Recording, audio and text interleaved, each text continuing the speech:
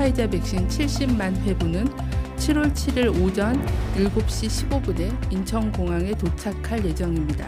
오는 9월에서 11월까지 순차적으로 반환하는 백신 교환 협약을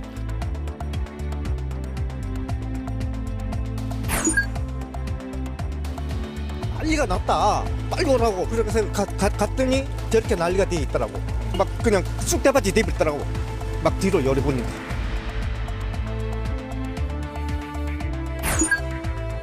현역장성 성추행 사건과 관련돼서는 지금 현재 가해자가 구속 상태에 있습니다. 그래서 조사를 진행 중이고 있는 사안이고요.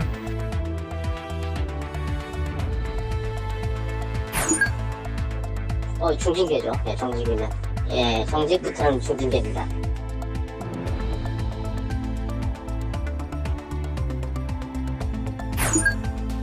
피해자에게 한 말씀만 좀 해주시겠어요? 지금까지 한마디도 안 하셨는데.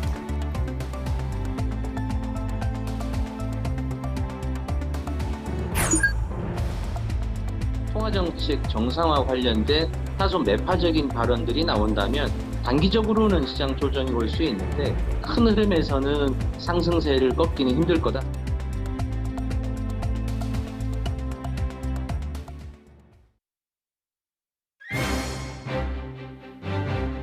여러분 안녕하십니까? 뉴스나이트 시작합니다. 대선 전국 속에서 정치권이 자칭 수산업자로 뒤숭숭합니다. 100억대 오징어 사기 그물망에는 야당 거물급 정치인들을 포함해서 검사, 언론인까지 이름이 줄줄이 걸쳐 있습니다. 호명된 사람들은 이른바 손절하는 분위기인데 나이트 포커스에서 대선 이슈와 함께 다뤄보도록 하겠습니다. 코로나19 상황에서 아픈 부모를 요양원에 맡기고 유리병 면회로 안부를 확인하면서 마음을 졸이는 가족들에게 특히 불편한 뉴스도 있습니다. 80대 치매 노인을 폭행한 요양보호사 관련 소식, 제보는 Y에서 취재했습니다. 네, 뉴스나이트 코로나 상황부터 봐야 되겠습니다. 오늘 오후 6시 기준으로 코로나19 확진자 숫자가 이미 1,000명을 넘어섰습니다. 특히 수도권 상황이 심각해서 사회적 거리두기 3단계 격상 가능성이 높아지고 있습니다. 취재기자 연결합니다. 강정규 기자. 네, 사유부입니다. 네, 이렇게 되면 자정 기준으로 발표될 일일 확진자 수는 더 늘어나겠네요. 네, 오늘 오후 6시까지 집계된 코로나19 확진자는 모두 1,006명입니다. 전날 같은 시간에 집계된 581명보다 무려 425명이나 많습니다. 지역별로는 서울 521명, 경기 313명, 인천 46명 등 수도권에 880명, 87.5%가 집중됐습니다. 비수도권은 부산 31명, 대전 23명, 제주 13명, 대구 12명 등 모두 126명으로 12.5%입니다. 신규 확진자 수가 1,000명을 넘어선 건 3차 대유행 직후인 올해 1월 4일 1,020명 이후 6개월 만입니다. 집계를 마감하는 자정까지 아직 시간이 남은 만큼 내일 0시 기준으로 발표될 신규 확진자 수는 1,200명 안팎으로 늘어날 수 있습니다. 앞서 정부는 검사 건수를 공격적으로 늘리면서 이번 주 중반부터 확진자가 더 늘어날 수 있다고 전망한 적이 있습니다. 무엇보다 전파력이 훨씬 센 델타 바이러스가 기승을 부리는 데다 최근 젊은 층을 중심으로 전파가 이루어지면서 환자 수가 급증한 걸로 풀이됩니다. 네, 이렇게 되면 거리두기 단계도 격상 가능성이 높아진 거 아닙니까? 네, 그렇습니다. 정부는 새로운 거리두기 체계 아래서 모레부터 적용할 수도권의 거리두기 단계를 내일 오전 발표할 예정입니다. 수도권을 중심으로 확진자가 급증하면서 3단계 격상 가능성이 높아지고 있습니다. 새로운 거리두기 3단계에서는 5인 이상 사적 모임을 할 수 없고 결혼식과 장례식을 비롯한 행사와 집회는 50인 미만으로 모여야 합니다. 식당과 카페 등은 22시까지 운영이 제한되고 종교시설은 정원의 20%만 모일 수 있습니다. 정부는 당초 이번 달 1일부터 방역 수칙이 완화된 새로운 거리두기 체계를 전국으로 시행하면서 수도권에는 2단계를 적용할 예정이었습니다. 하지만 확진자가 급증하자 일단 시행 시점을 내일까지 일주일 유예해 놓은 상태입니다. 지금까지 사회부에서 YTN 강정규입니다. 네, 이렇게 강 기자 설명대로 수도권 확진자 급증으로 이제 거리두기도 격상될 전망인데 인천의 한 초등학교에서도 확진자가 20명 넘게 발생했습니다. 학교 운동장에 선별진료소가 긴급 설치됐고 학생과 학부모 등 3천여 명이 전수검사를 받았습니다. 이기정 기자의 보도입니다. 인천 미추홀구에 있는 한 초등학교입니다. 집단 감염 소식을 통보받고 놀란 학부모와 어린이들이 아침 일찍부터 학교로 모여들었습니다. 오전 10시 검사 채취 인력과 행정 인력 60여 명이 긴급히 방호복으로 갈아입고 본격적인 전수검사에 나섭니다. 조금만 기다리세요. 거리두기 하면서 조금 거리두기 하면서 있어야 돼요. 앞서 6학년 학생 2명이 발열과 두통을 호소한 뒤 미추홀 보건소에서 확진 판정을 받은 건 전날 밤 9시와 11시. 방역당국이 같은 반 학생과 교사 59명을 대상으로 새벽에 긴급검사를 실시한 결과 20명이 훌쩍 넘는 집단 감염이 확인됐습니다. 확진자 가운데는 토론 수업을 맡았던 서울의 외부 강사도 포함됐습니다. 감염 소식이 알려지자 학교 선별진료소에는 오전부터 재학생과 교직원, 인근 주민까지 3천여 명이 몰렸습니다. 시 긴급 대응팀 역학조사관을 미추홀 보건소로 파견하여 심측 역학조사와 시설 위험도 평가, 환경 검사를 실시하고 있습니다. 인천시 교육청은 해당 학교에 대해 원격 수업으로 전환했습니다. 또 추가 감염 여부에 대한 상황을 지켜보면서 인접 학교에 대한 등교 중단 여부도 검토할 방침입니다. 인천시는 질병관리청에 델타 변이 바이러스 감염이 있는지 여부에 대한 검사를 요청해 놓은 상태입니다. YTN 이기정입니다. 네, 그런가 하면 전파력이 강한 델타 변이 바이러스가 수도권을 넘어서 전국으로 확산하고 있습니다. 최근 대전 지역 노래방 집단 감염 역시 델타 변이로 확인되면서 대전시가 거리두기 단계 상향을 계획하고 있습니다. 이문석 기자입니다. 지난달 말부터 대전 서구 지역 노래방을 매개로 40명대 확진자가 발생했습니다. 노래방 종사자와 손님 등을 파악해 추적 진단 검사를 벌였지만 확산 속도를 따라잡는 게 쉽지 않았습니다. 그 이유가 밝혀졌습니다. 지표 환자 검체를 질병관리청에서 분석한 결과 델타 변이 바이러스로 확인됐습니다. 알파 변이 바이러스와 비교해서 전파력이 1.6배 강한 거로 알려졌습니다. 발생률이 매주 2배씩 증가하고 있는데 수도권에 이어 비수도권에서도 검출 사례가 늘고 있습니다. 특히 대전의 경우 해외 입국자 말고 지역 감염에서 델타 변이가 확인된 것은 이번이 처음입니다. 대전 지역이 우선 전국적으로 교통 요충지에 있고 그러다 보면 바이러스 감염이 확산될 가능성은 충분히 있는 지형적인 조건을 갖추고 있습니다. 최근 대전에선 유성구 교회, 서구 금융회사와 보험회사에서 알파 변이형 집단 감염이 발생해 매일 20명 안팎의 신규 확진자가 보고되고 있습니다. 여기에 델타 변이 바이러스로 인한 감염 사례까지 더해지면서 방역에 초비상이 걸렸습니다. 대전시는 비수도권 광역자치단체 가운데 처음으로 개편된 사회적 거리두기를 2단계로 상향할 계획을 세우고 각 구청과 협의에 들어갔습니다. YTN 이문석입니다. 네, 그나마 백신 수급 상황이 원활해지고 있습니다. 정부가 이스라엘에서 화이자 70만 회분을 받은 뒤 오는 9월 이후에 돌려주는 백신 교환 협약을 맺었습니다. 이달 도입 예정인 1,000만 회분의 추가 물량까지 들어오면서 백신 접종에 속도를 내게 됐습니다. 이형원 기자입니다. 이스라엘과 교환하기로 한 백신은 화이자 70만 회분입니다. 이스라엘 정부가 사용 중인 백신으로 유효 기간이 이달 말까지입니다. 이달이 지나면 폐기되는 만큼 서둘러 도입해 당장 국내 접종에 사용하기로 했습니다.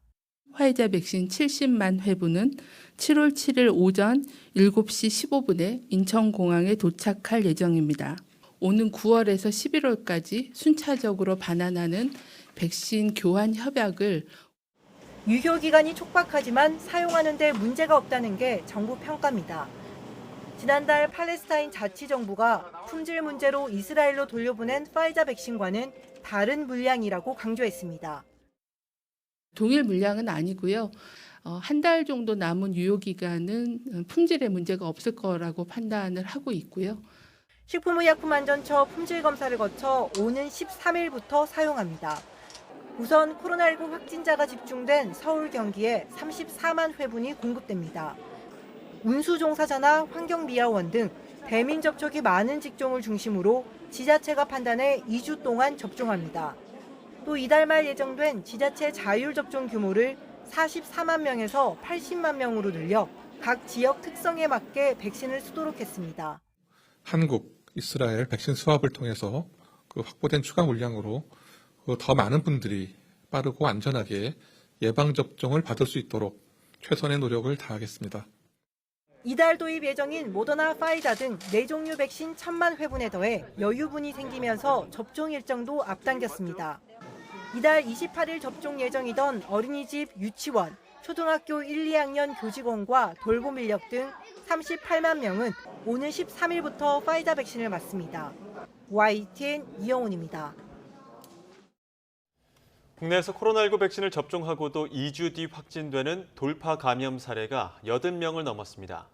지금까지 확인된 돌파 감염 사례를 백신별로 보면 화이자가 37명, 아스트라제네카 25명, 얀센 19명 등 모두 81명입니다.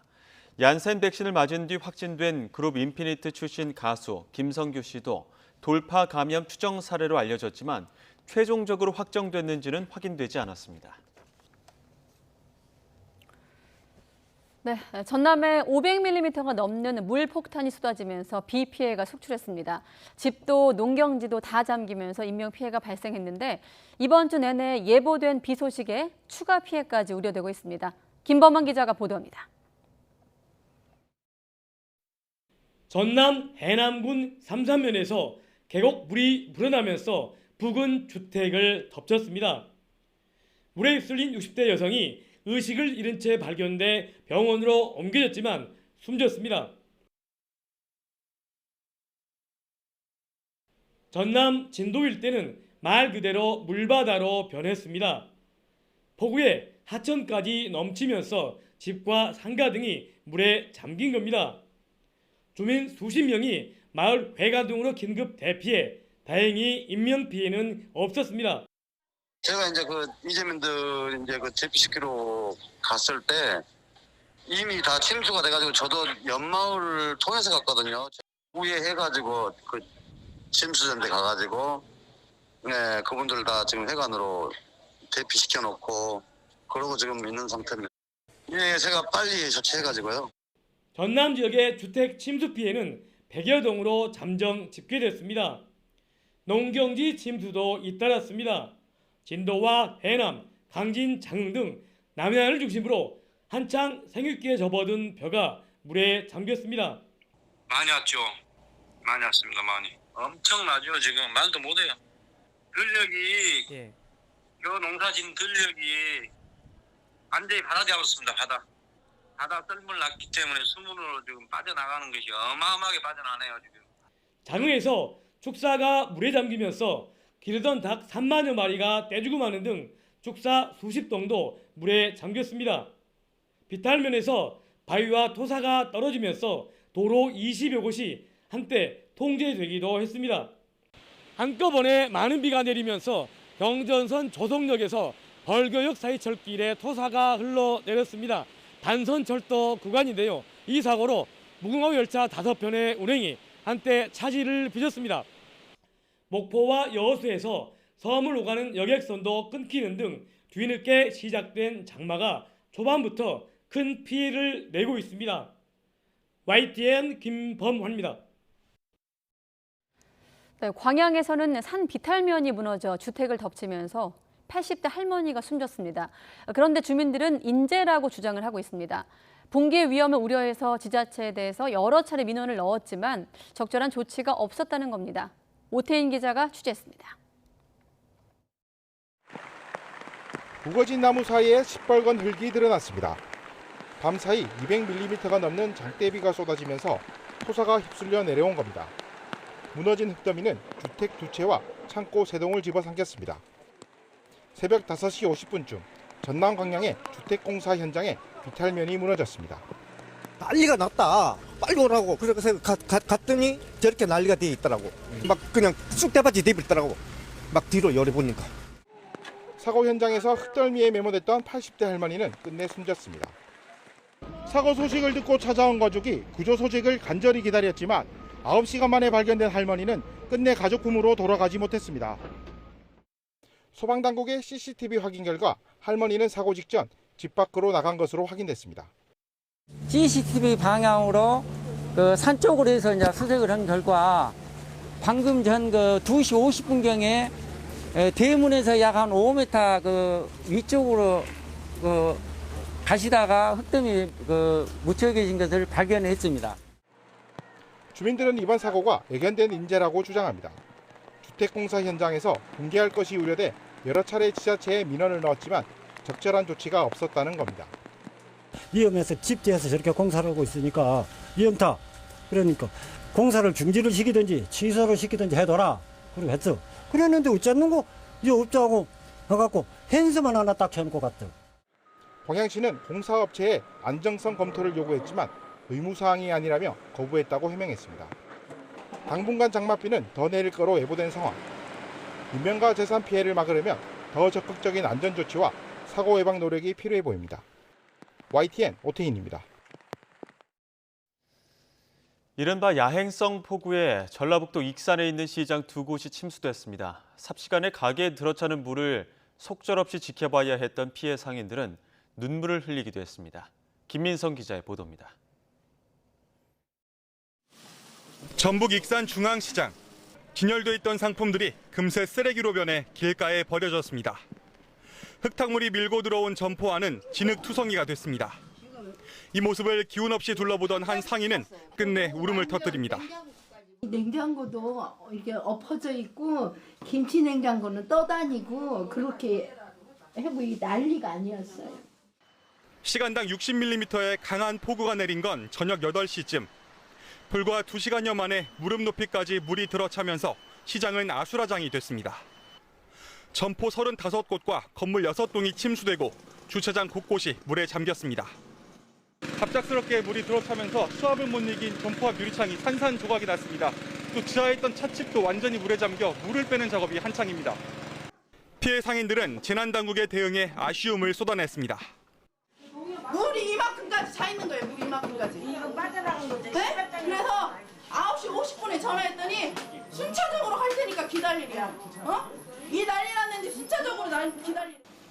빗속에 시작된 복구 작업에는 자원봉사자와 공무원, 의용소방대 등 가용 인력이 총동원돼 구슬땀을 흘렸습니다. 하지만 앞으로 이틀간 200mm가 넘는 비가 추가로 예보돼 있어 복구 작업이 제대로 진행될지 막막한 상황입니다. YTN 김민성입니다. 전남 지역에 많은 비를 뿌린 구름이 경남과 부산으로 이동하면서 이 지역에도 피해가 잇따랐습니다. 담장이 무너지고 도로가 물에 잠겼는데 다행히 인명피해는 없었습니다. 김종호 기자가 보도합니다. 담장이 무너져 빌라 주차장을 덮쳤습니다. 큰 바위와 벽 잔해가 사면에 위태롭게 흩어졌습니다. 부산 온천동 주택가 사찰에서 담장이 무너진 건 오전 11시 10분쯤. 주차장에 있던 차량이 부서졌지만 다행히 인명피해는 없었습니다.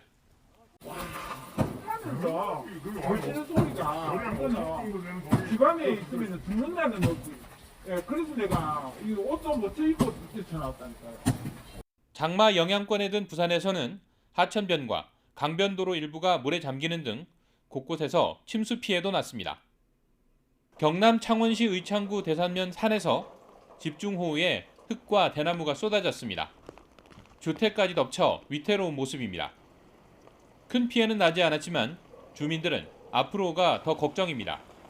지금 이제 장마 시작인데 이런 일이 있으면 앞으로 더 큰 비가 오면 또 저런 위험한 일이 또 생기지 않을까 염려가 됩니다. 진주시 금산면에서는 물에 잠긴 도로에 접어든 승용차가 멈추면서 구조대원이 출동하기도 했습니다. 많은 곳에서는 200mm가 넘는 비가 내리면서 도로에 나무가 쓰러지고 담장이 무너지는 등 호우 피해가 잇따랐지만 경남에서도 인명 피해는 나지 않았습니다. YTN 김종호입니다. 이번 비는 특히 밤만 되면 강해지는 야행성 장마로 피해를 키웠는데요. 장마 전선은 당분간 내륙에 머물며 중부에도 게릴라 호우를 쏟아부을 것으로 우려됩니다. 김진두 기자가 보도합니다. 강력하게 발달한 장마구름이 남부지방에 머물며 비를 쏟아부었습니다. 전남 장흥에서 기록된 비의 강도는 시간당 79mm, 7월 관측사상 가장 강한 비로 양동이로 물을 퍼붓는 것과 같은 수준입니다. 북태평양 고기압 경계를 타고 저기압이 이동한 가운데 따뜻하고 습한 남서기류가 가세하며 비구름이 폭발적으로 발달한 것입니다. 전남 해상군 현산면에 500mm가 넘는 물폭탄이 쏟아졌고 장흥과 진도, 고흥도 400mm가 넘었습니다. 경남에도 200에서 400mm의 큰 비가 내렸습니다.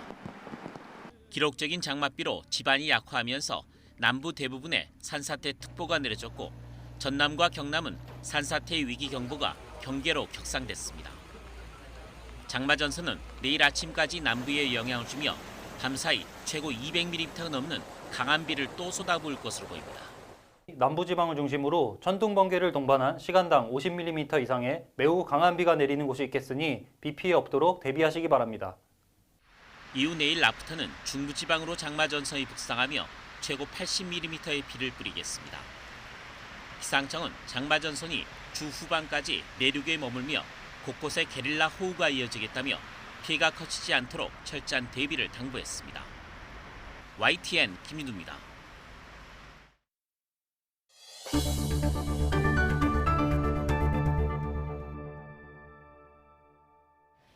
네, 민주당 대선 주자인 이재명 경기지사가 여배우와의 스캔들을 해명하면서 한 이른바 바지 발언이 후폭풍을 낳고 있습니다. 여야 할 것 없이 황당하다, 또 저급하다 비판을 쏟아내고 있는 가운데 이 지사는 계속해서 정면 돌파를 맞서고 있습니다. 질문 대신에 인터넷을 찾아보라고 했는데 최하영 기자가 취재했습니다. 논란의 발언은 정세균 전 총리가 작심한 듯 여배우와의 스캔들을 캐묻는 과정에서 나왔습니다. 스캔들에 대해서 이제 그 얘기는 이제 그만합시다 이렇게 말씀하셨는데 제가 혹시 바지 한 번 더 내릴까요? 생각지 못한 답변에 정 전 총리는 당황스럽다는 반응입니다. 성실하게 답변하면 되지. 그걸 그렇게 제가 당황스러울 정도의 태도를 보이는 것은 저로서는 좀 의외였습니다.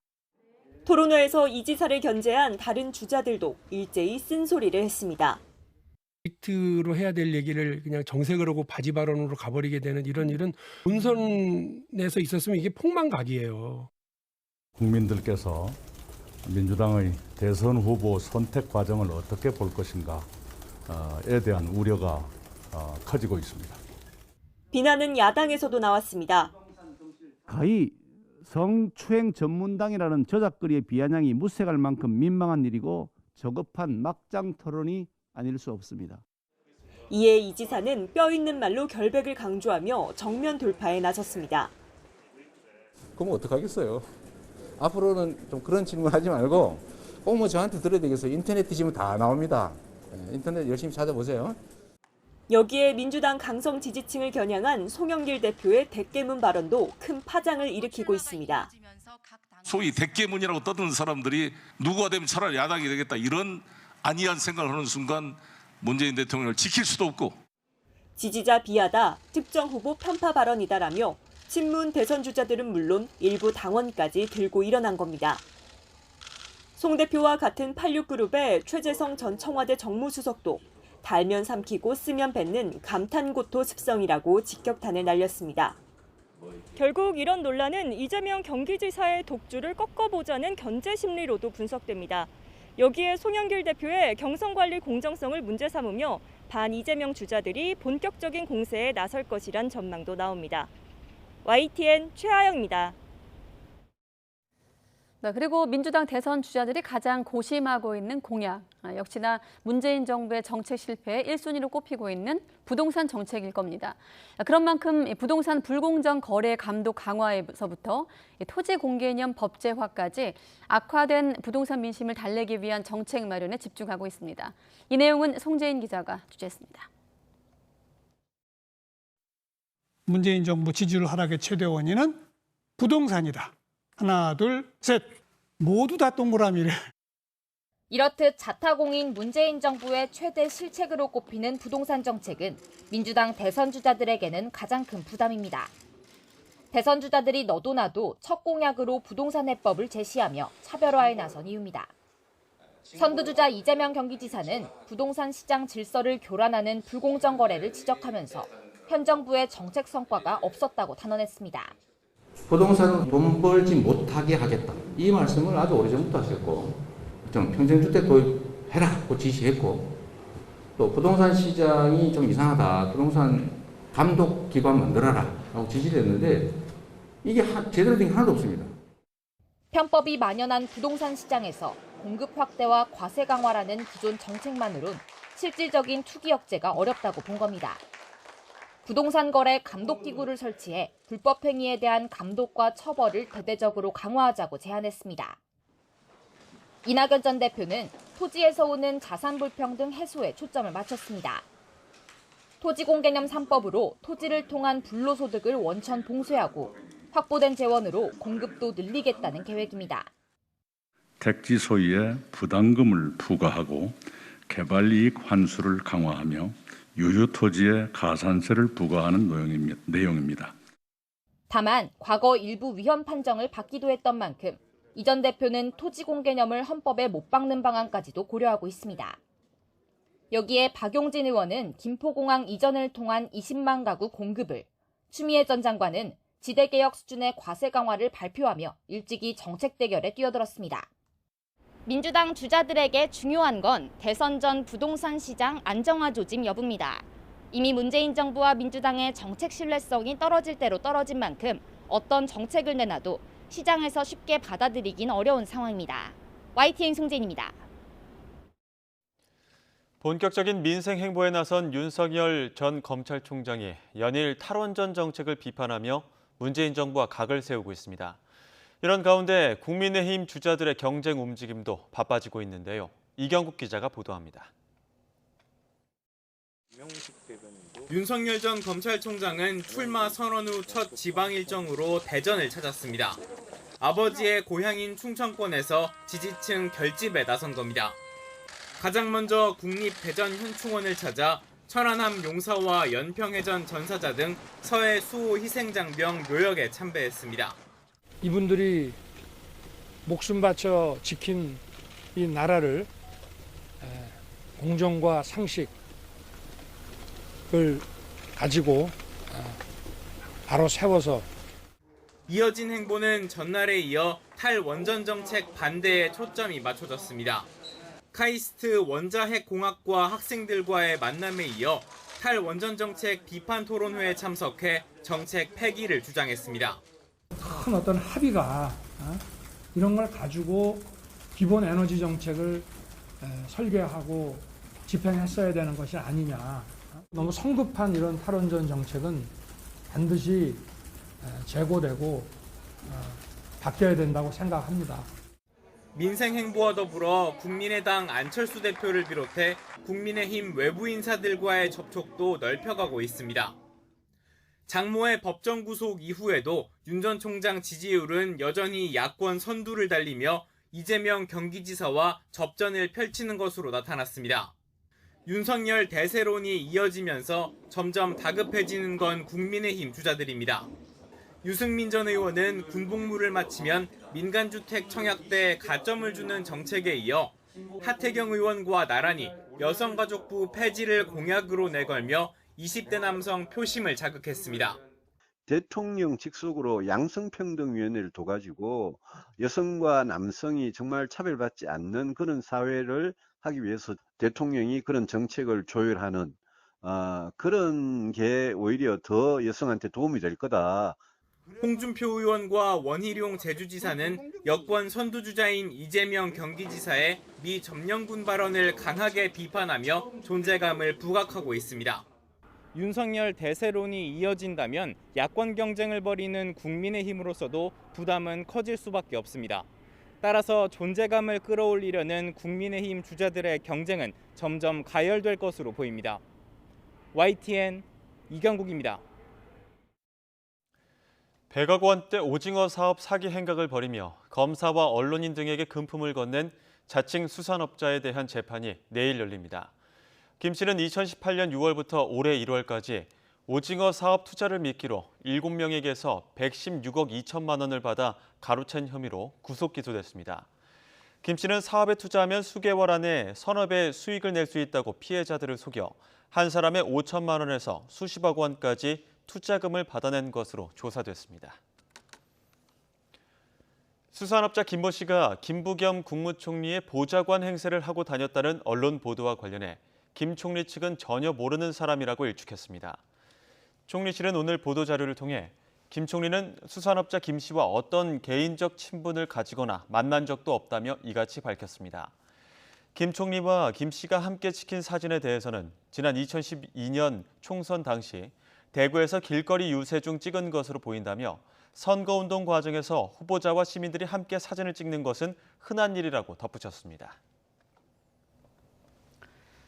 공군 중사 성추행 사망 사건으로 군내 성폭력 사건에 대한 경각심이 높아진 가운데 현역 장성이 성추행 혐의로 구속이 되고 보직에서도 해임됐습니다. 군내 성범죄를 척결하겠다면서 특별신고 기관까지 운영한 국방부. 이번 사건을 심각한 상황으로 인식하고 엄정한 법적 조치를 취하겠다는 계획입니다. 이승윤 기자가 보도합니다.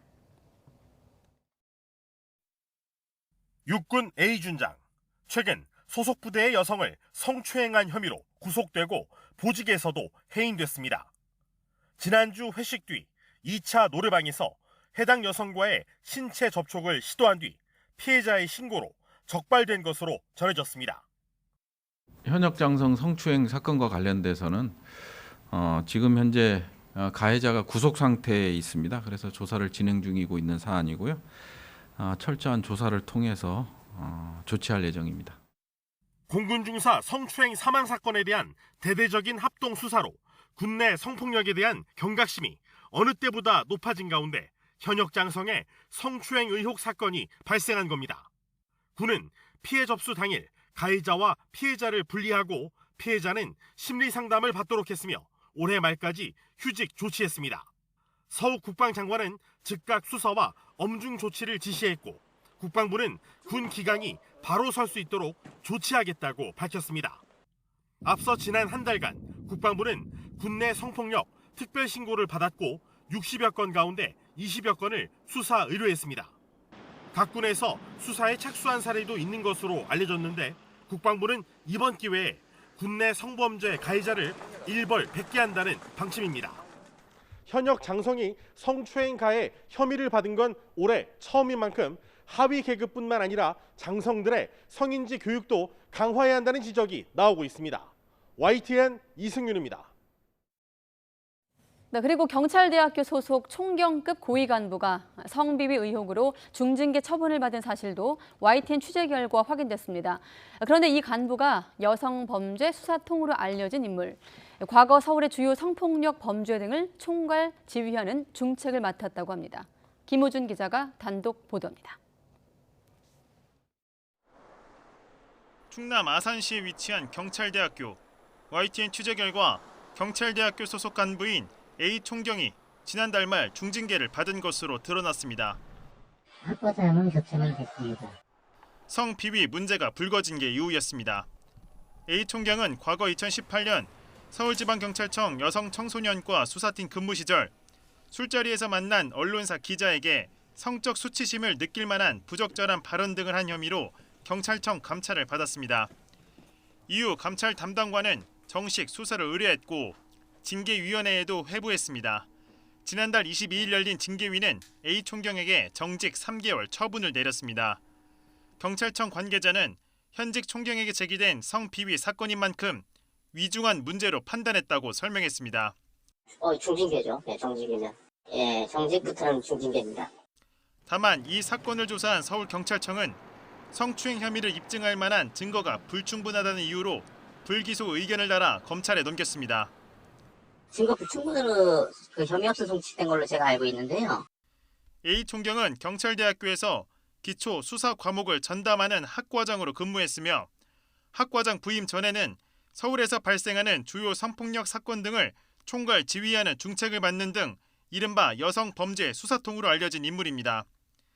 취재진은 A 총경의 입장을 듣기 위해 수차례 연락을 시도했지만 답변을 듣지 못했습니다. 경찰대학교 측은 경찰청에서 공식 징계 통보가 내려온 만큼 A 총경을 직무에서 배제하고 학과장을 교체했다고 밝혔습니다. YTN 김우준입니다. 고 김홍영 검사를 폭행한 혐의로 기소된 김대현 전 부장검사가 고인이 숨진 지 5년 만에 1심에서 징역 1년의 실형을 선고받았습니다. 유족은 이마저도 저절로 이루어진 처벌이 아니라며 검찰 조직 문화 개선을 촉구했습니다. 나혜인 기자가 보도합니다. 김대현 전 부장검사가 1심 선고를 받으러 법정으로 들어갑니다. 고인과 유족에겐 여전히 침묵했습니다. 유족하고 혹시 연락하거나 만나신 적 있으십니까? 유족분들에게 사과할 마음은 없으세요? 고 김홍영 검사는 지난 2016년 5월 33살 나이에 업무 스트레스를 토로하는 유서를 남기고 숨진 채 발견됐습니다. 감찰 조사 결과 상관인 김 전 부장검사가 2년 동안 상습적으로 폭행과 폭언을 한 사실이 드러났지만 검찰은 수사 없이 해임 처분했습니다.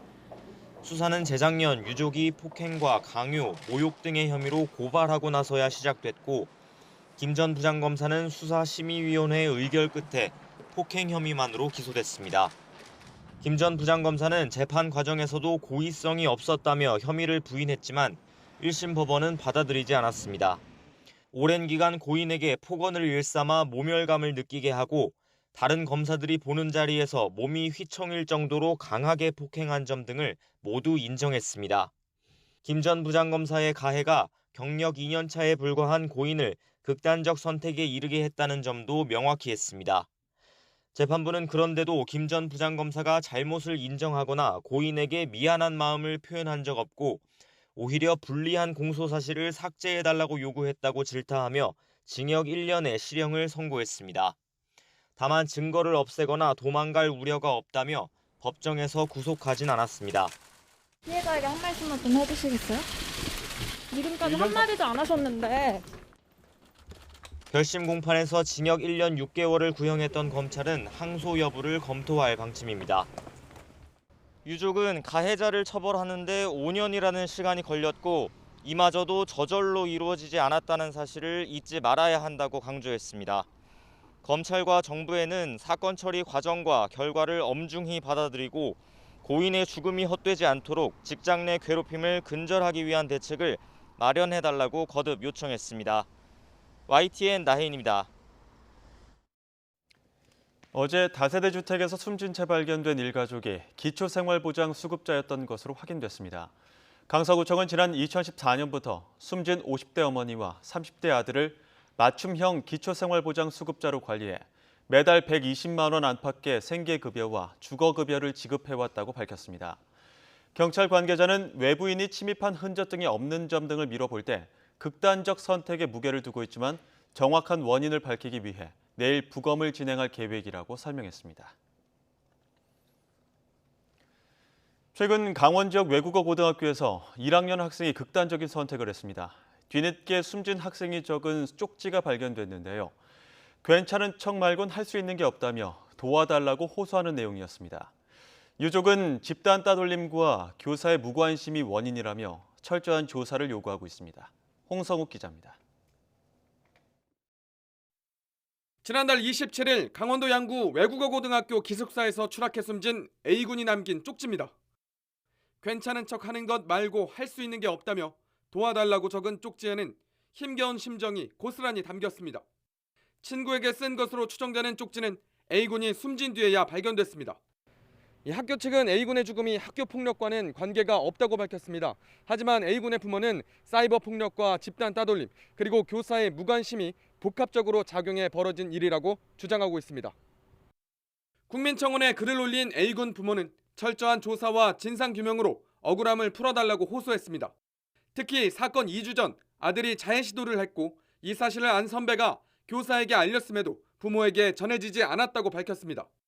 부모에게라도 알렸다면 A군은 지금 하늘나라가 아닌 자신의 곁에 있었을 것이라고 안타까워했습니다. A군 부모는 지난달 30일 아들의 죽음을 학교폭력 사안으로 신고했습니다. 괴롭힘과 따돌림을 주도한 학생들이 있다며 이들 4명을 명예훼손과 허위사실 유포 등의 혐의로 경찰에 고소했습니다. 교육청하고 협의를 해가면서 또 이제 성남 쪽에 있는 분들과도 협의해가면서 조심스럽게 면밀하게 지금 조사하고 있는 중. 학교 측은 남은 학생들에 대한 2차 피해가 발생하지 않도록 심리 지원을 하는 한편 이번 사건과 관련해 학생들을 대상으로 설문조사를 벌이고 있습니다. YTN 홍석입니다.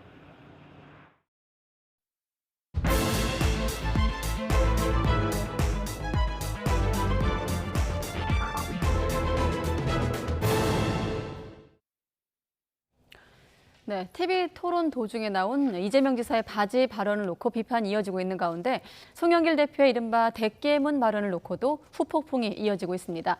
또 야권의 윤석열 전 검찰총장은 이틀째 탈원전 반대 행보를 이어가고 있습니다. 나이트 포커스 오늘은 현근택 변호사, 또 장혜찬 시사평론가와 함께하겠습니다. 네, 안녕하십니까? 안녕하세요. 네, 여배우 스캔들에 대한 해명을 거듭 이제 질문을 요구받자 내놓은 발언이었는데 오늘 다른 후보들의 집중 공격 대상이 됐습니다. 어떤 얘기가 오갔을까요? 라는 스캔들에 대해서 이제 그 얘기는 이제 그만합시다 이렇게 말씀하셨는데 제가 혹시 바지 한 번 더 내릴까요? 성실하게 답변하면 되지. 그걸 그렇게 조금 제가 당황스러울 정도의 태도를 보이는 것은 저로서는 좀 의외였습니다. 알겠습니다. 아무튼 그럴 때 병원에서 가서 검사 받은 걸로 소명이 됐다고 평가를 할 수는 없는 걸까요? 어떻게 보십니까? 네, 그건 국민이 판단할 일이지 제가 판단할 일은 아닙니다. 밑으로 해야 될 얘기를 그냥 정색을 하고 바지 발언으로 가버리게 되는 이런 본선에서 있었으면 이게 폭망각이에요. 네, 폭망각이란 반응도 있었고 앞서 정 전 총리는 국민이 판단할 대목이라고 했는데 정말 시청자 여러분은 어떻게 생각하는지도 궁금한데 일단 두 분은 어떻게 들으셨습니까? 그러니까 저는 이제 이재명 지사 하면 바지가 계속 떠오를 것 같아요. 별로 좋은 전략이 아닌 것 같습니다. 아마 순간적으로 감정을 좀 참지 못했던 것 같은데 이게 본인 입장에서는 굉장히 불쾌하고 거북스러운 질문임은 분명할 겁니다. 나름대로 의료기관의 검증까지 마쳤기 때문에. 하지만 그럴수록 더욱더 정제된 언어로 그 부분은 이미 소명이 끝났다. 그리고 의료기관의 검증 절차를 거쳤기 때문에 더 소명할 수 있는 부분이 없다고 원론적인 대응을 한다면 제가 봤을 때 오히려 이 대선 경선 토론회에서 이러한 개인적 스캔들을 물어본 정세균 전 총리가 비난의 화살을 맞았을 가능성이 더 높았을 겁니다. 그런데 이재명 지사가 글쎄요 어떤 이유였는지 모르겠지만 바지 한 번 더 내린다는 사실 국가 지도자, 대한민국의 대통령이 되기에는 상당히 부적절한 그런 가벼운 발언으로 응수를 함으로써 그 순간에는 이 정세균 전 총리의 입을 막아버렸지만 이후로 계속 화제가 되고 있지 않습니까? 나쁜 쪽으로요. 그러면 이재명 지사가 아무리 해명을 했어도 바지라는 이 자극적인 단어, 자극적인 프레임이 국민들이나 이 시청자들 내리에 각인이 되면서 계속해서 저 개인 스캔들 문제가 꼬리표처럼 따라붙을 수밖에 없습니다. 네. 그리고 또 한 가지 이 스캔들의 당사자인 여배우는 아직까지도 본인의 SNS를 통해서 개인적으로 계속해서 이재명 지사와의 부적절한 관계를 주장하고 있기 때문에 이 지사가 아주 원론적으로 더 젠틀하게 대응을 하면서 그 여배우에 대해서 분명한 또 강도 높은 법적인 조치를 취하겠다. 이 정도 해명은 나왔어야 되는데 자극적인 저 말 때문에 오히려 또 수세에 몰리는 것은 아닐까, 궁지에 몰린 빌미를 주는 것은 아닐까 싶습니다. 사실 이 지사가 대선 출마 공식 발표할 때 언젠가는 좀 더 소상하게 밝힐 것이라고 얘기는 하긴 했었는데요. 이게 근데 사실은요. 그 여배우라는 분이 뭐 어떤 구체적인 증거를 내놓고 있지는 않아요. 그러니까 유일하게 얘기했던 게 아마 이제 병원 검증 거쳤던 건데 지금 말씀처럼 예를 들어서 뭐 구체적으로 얘기하면 또 더 크게 반박하겠죠. 제가 보기에는 아마 이 여배우가 어떤 뭐 증거를 내놓을지 모르겠는데 그걸 볼 필요가 있는 것 같고 아마 그분이 예전에 이게 형사 문제도 됐었습니다. 명예훼손 문제 됐다가 아마 불기소 처분을 받은 것 같은데 저도 뭐 그런 부분이 있는 것 같아요. 약간 이제 감정을 드러내긴 했었거든요. 그러기도 하고 굳이 어찌 보면 이제 다 검증이 끝났는데 뭐 법적으로나 아니면 의학적으로 검증이 끝나는데 이거에 대해서 굳이 얘기를 해야 되느냐 충분히 소명했다고 생각한다. 네. 그래도 아마 후보들은 물을 거예요.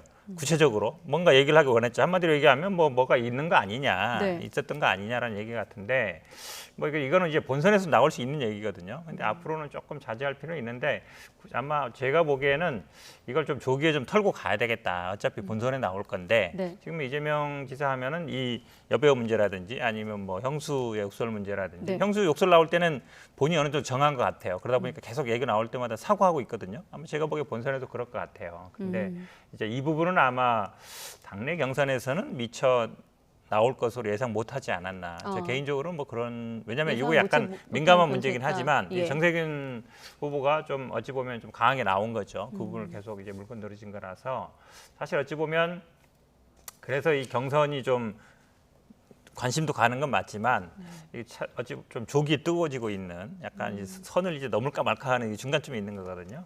그래서 아마 오늘도 저녁에 토론회 있는데 이 얘기가 나올지 안 나올지 좀 지켜볼 필요가 있는 것 같습니다. 나오면 조금 대응이 다를까요? 어떻습니까? 지금 야당 같은 경우도 막장 토론이다 좀 거칠게 반응하고 있는데 만약에 또 얘기가 나오면 이 제가 보기에는 좀 좀 이렇게 강하게 나오는 것보다는 아까 말씀드린 것처럼 오늘 아마 이제 그런 입장 바뀐 것 같은데요. 이게 법적으로 정리가 됐다. 그리고 의학적으로도 사실은 과학적으로도 네. 이 부분에 대해서 정리가 됐고 이제 그 여배우도 어떤 구체적인 얘기를 해야 되는데 사실 어찌 보면 구체적인 얘기는 안 하고 있거든요.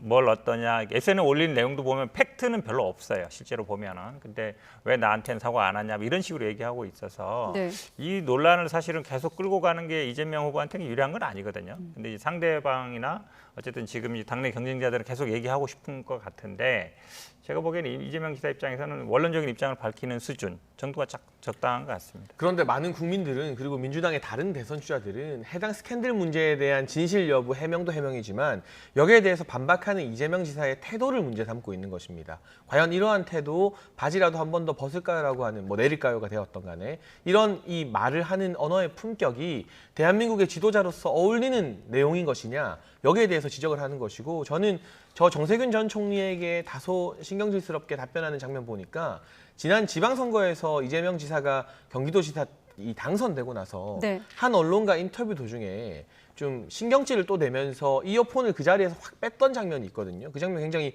유명하지 않습니까? 선거방송을 진행하던 해당 지상파 방송사의 기자들도 상당히 당황했던 기색이 역력했었는데 국민들 앞에서 그런 모습은 아무리 그 언론 인터뷰에 불만이 있더라도 주요 정치인이 보여주면 안 되는 모습은 분명하잖아요. 근데 그때 이후로 이재명 지사가 많이 달라졌다. 좀 안정감을 갖춰가고 있는 것이 아니라는 평가도 분명 일부 있었습니다만 다시 한번 본인 입장에서 불편한 상황 코너에 몰리자 그 이어폰을 확 뜯었던 것처럼 이 정세균 전 총리에게 이 감정적으로 대받아친 모습이 과거에 2018년도에 좀 불안하다는 평가를 받았던 이재명 지사의 이미지를 국민들에게 다시 드리워지게 하는 것 아니냐는 측면에서 새로운 토론에서는 제가 봤을 때 그 태도에 관해서는 다른 변명을 하지 말고 제가 조금 경솔했다. 확실하게 사과하고 넘어간다면 아마 이 부분이 좀 해소되겠지만 이 발언에 대해서 문제될 거 없다는 식으로 나온다면 이 태도 논란은 상당히 본선 거의 막바지까지도 경선 막바지까지도 이어질 수 있다고 생각이 됩니다. 네. 저도 그 부분은 어느 정도 동의하는데 왜 그러냐면 우리가 방송 토론을 하면요. 사실 그 내용은 그렇게 많은 사람이 기억을 못 해요. 근데 말하는 어떤 태도라든지 아니면 어떤 말실수라든지 사실은 미디어 특히 이제 TV라는 게 외부로 보이는 게 더 많거든요. 네. 그리고 표정이라든지 말투라든지 굉장히 중요한데 제가 봐도 아마 그런 부분을 본인도 생각할 것 같아요. 지금 지적하신 것처럼 결국 많은 사람들이 내가 한 말 한마디, 내가 어떤 행동, 태도, 말투 이런 걸 기억한다. 그렇다고 본다 그러면 어떤 말을 할까 고민하는 것보다 어떻게 네. 보여줄까 그 고민이 더 클 것 같아서 여기서 제가 보기에 더 나가는 실수는 안 할 것 같습니다. 그렇다 하나만 더 덧붙여 질문드리면 그렇다 보니 이 지사가 좀 본선을 앞두고 예비 경선 단계에서는 조금 이른바 몸을 좀 사린다 이런 평도 있는데 변호사님은 어떻게 이게 보십니까? 기본적으로요. 그러니까 이재명 지사가 굉장히 예전에 사이다 발언도 하고 이럴 네. 때는 쫓아가는 입장이었어요. 일이 입장이 아니라. 그러니까 예. 어찌 보면 상대방이 얘기한 거에 대해서 약간 반박하는 입장이었거든요. 그게 아니다. 그러면서 이제 그동안 어찌 보면 해왔는데 지금은 이제 어쨌든 1위 후보다 보니까 네. 지금 처음에 이제 9명 할 때는 8명의 후보가 8명 할 때는 7명의 후보가 다 이제 이재명 후보한테 질문하고 공격하고 했던 말 하고 있거든요. 그러니까 본인 입장에서는 익숙치 않은 상황인 거예요. 그동안 그런 적이 한 번도 없었거든요. 그러다 보니까 예. 계속 이제 어찌 보면 방어하고 본인이 하고 싶은 말을 하나도 못 하는 거죠. 몇 명만 하다 끝나는 거라서 저는 이제 이 정도 됐으면 어느 정도 구조는 잡혔거든요. 앞으로도 계속 그럴 겁니다. 아마 야당도 그럴 것이고 그렇게 본다 그러면 좀 답변을 짧게 하고 본인 얘기 좀 하고 그다음에 상대방이 물론 당연히 공격 들어올 거 아닙니까? 공격 들어왔을 때도 그걸 좀 능숙하게 받아 넘기는 그런 어떤 토론의 기술 같은 거 굉장히 이제 필요한 시점이 됐다라고 보입니다. 네, 앞서 변호사님은 내용적인 측면이라고 말씀하셨는데 이번엔 내용적인 좀 정책적인 측면을 질문을 드리면 일단 민주당 안에서는 아무래도 부동산 정책을 의식할 수밖에 없는 상황이다 보니 앞다퉈서 지금 부동산 공약을 내놓고 있습니다. 이 지사 같은 경우 이제 불공정 거래를 지적하고 있는 상황이고 이낙연 후보 같은 경우는 토지 공개념을 거론하지 않았습니까? 이런 부분들이 좀 어떨까요? 그런데 저는 네. 이 빅3라고 불리는 주요 민주당의 대선 후보들, 지금 지지율이 높은 분들, 이재명 지사, 이낙연 전 대표, 정세균 전 총리 정도가 일컬어지는데 네. 지난 4년 동안 문재인 정부의 부동산 실패에서 무엇을 배웠나 좀 의심이 됩니다. 왜냐하면 이 세 분이 내놓고 있는 불공정 거래 방지, 투기 수요 억제, 자산 불평등에 주목해서 불평등을 완화하겠다. 토지 공개념을 통한 규제 강화에 방점을 두겠다. 이런 것들은 전부 다 수요 억제책에 해당합니다. 그런데 이 수요 억제 정책은 지난 4년 동안 줄기차게 문재인 정부가 하다가 오히려 부동산 역풍을 맞아서 다시 공급 확대 쪽으로 정책의 키를 지금 돌리고 있는 상황 아니겠습니까? 근데 그럼에도 불구하고 이미 실행해 놓은 수많은 수요 억제책들이 시장의 부작용을 야기하고 있고 대표적으로 뭐 임대차 3법 등도 포함이 되겠죠. 그리고 공급 확대책 같은 경우는 부랴부랴 이 김현미 장관 임기 말부터 실행을 했습니다만 아직까지 눈에 보이는 가시적 성과가 드러나지 않고 있습니다. 네. 3기 신도시 같은 경우도 서울 외곽이라는 측면에서 서울의 수요를 분산시키기에는 한계가 있는 게 사실이고요. 교통망 관련해서 지금 김포 신도시도 아우성이죠. GTX 연결하라고 강남 쪽으로. 하지만 그런 부분도 주민들의 요구를 못 들어주고 있습니다. 이 상황에서 이 문재인 정부의 부동산 정책 실패한 부분을 만회하기 위해서라면 적어도 이 빅3 후보들은 아주 파격적인 공급 확대책, 동시에 국민들로 하여금 파격적이긴 하지만 충분히 현실 가능성이 있어 보인다. 이 정도의 대안을 들고 나와야 되는 것인데 지금 나오고 있는 개념들이 전부 다 수요 억제책이에요. 이 수요 억제책은 민주당의 어떤 친문 코어 지지자들의 여러 가지 응원은 받을 수 있겠습니다만 실질적으로 부동산 경기에 아주 민감한 중도층이나 무당층 지지자들 입장에서는 아니 4년 동안 하고 안 했는데 이걸 또 한단 말이야? 라는 생각을 할 수 있기 때문에 글쎄요. 아직 토론이 시작되지 않아서 지금 언론 보도로 나온 수요 억제책이 전부일지 또 다른 획기적인 공급 확대책이 있을지는 모르겠습니다만 좀 포지티브한 부분들, 긍정적인 부분들, 그러니까 네거티브하게 자꾸 뭔가를 억제시키고 규제를 하겠다는 정책이 아니라 뭔가를 더 할 수 있다, 해주겠다 이런 긍정적인 방향의 부동산 정책을 고민할 때가 된 것 같습니다. 제가 보기엔요, 지금 부동산 때문에 당연히 이제 재보선도 패배했고 그 다음에 지지율도 안 오르는 건 맞습니다. 근데 네. 가장 고민이 어디 있냐면 말씀처럼 예를 들어서 수요 억제하는 걸 다 풀어주고 지금 부동산이라는 게 뭐 아파트가 하루아침에 막 지을 수 있는 건 아니잖아요. 가격을 어느 정도로 형성할 거냐. 지금 가격이 일단 높게 형성돼 있다는 건 대부분 아마 국민들이 동의하고 있어요. 그렇다고 해도 완전히 이거를 또 뭐 몇십 프로 떨어질 수는 없거든요. 네. 그럼 어느 정도 하향 안정화 돼야 되는데 그 방법이 뭘 거냐. 저는 여기에 고민이 있다고 봐요. 그러니까 유동성은 굉장히 풍부하고 자산 가치는 굉장히 오르고 있잖아요. 그건 뭐 전 세계적인 현상인데 그래서 어느 날 갑자기 뭐 2주택을 더 허용해 줄 거냐. 그건 저는 아니라고 봐요. 그래서 그렇게 본다 그러면 기존의 정책을 어느 정도 기조를 유지하면서 저는 뭐 1가구 1주택 아니면 실주거용 목적의 주택들은 저는 당연히 가져야 된다. 근데 지금 수도권이 서울에 같은 경우에는 자가 보유율이 한 50%밖에 안 됩니다. 근데 인구수 대비 가구수 대비 주택은 거의 100%에 넘었거든요. 그러니까 그런 부분 본다 그러면 실거주 목적의 사람들이 집을 살 수 있게끔 해주는 거, 그리고 가능하면 주택은 한 주택 실거주 목적으로 보유하게끔 하는 방향은 저는 맞다라고 보고 있습니다. 네, 다음 토론에서 지금 말씀하신 그런 대목들이 토론 주제로 어떻게 좀 오갈지 지켜보기로 하고 대선 주자들 사이에서는 이른바 바지 발언이 좀 공방이 있었다고 하면 또 송영길 대표 발 이른바 대깨문 발언도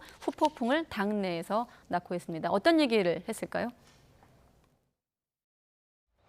문재인 대통령을 지키겠다고 소위 대깨문이라고 떠드는 사람들이 누구는 되고 안 된다. 누구가 되면 차라리 야당이 되겠다. 이런 안이한 생각을 하는 순간 문재인 대통령을 지킬 수도 없고 제대로 성공시킬 수 없다는 사실을 분명히 깨달아야 된다. 네. 일단 송 대표는 당이 좀 하나 되는자는 취지였다. 원팀을 좀 강조하는 차원이었다고 하지만 좀 번지는 분위기인데 어떤 거예요? 그렇죠. 원래 사실은 이게 처음에는 굉장히 긍정적인 의미로 사용된 거예요. 문재인 대통령을 뭐 지지하는 처음에 나온 때? 그렇죠. 예. 지난 대선 때부터요. 어쨌든 당대표 나올 때부터 나온 거라서 굉장히 긍정적인 의미다가 이제 언론의 어쨌든 영향일 수도 있는데 이게 굉장히 이제 부정적인 이미지로 많이 바뀌었거든요. 그러면서 사실 어찌 보면 뭐 열렬 당원 뭐 이렇게 표현해도 되는데 우리 송영길 대표가 말을 어찌 보면 좀 이렇게 제어한다기보다는 이렇게 본인의 얘기를 직설적으로 하는 편이긴 한데 네. 그래도 제가 보기에는 좀 적절하지 않은 발언인 것 같아요. 왜 그러냐면 이게 당내에 약간 잠재돼 있긴 해요. 왜냐하면 이재명 지사가 지난번 대선 나왔을 때 굉장히 세게 문재인 대통령 붙으면서 그 당시에 이제 여진이 되게 많았거든요. 네. 그러다 보니까 경기도지사 나올 때에도 오히려 이재명 지사 찍을 바에는 차라리 상대방을 찍겠다. 뭐 이런 사람들도 있었단 말이죠, 실제로. 그렇게 본다 그러면 이거를 지금 이제 어찌 보면 후보들 간에도 굉장히 뜨거워지고 있는데 당대표 입장이라는 거는 그 뜨거워진 열기를 잘 관리하는 게 당대표 입장이거든요.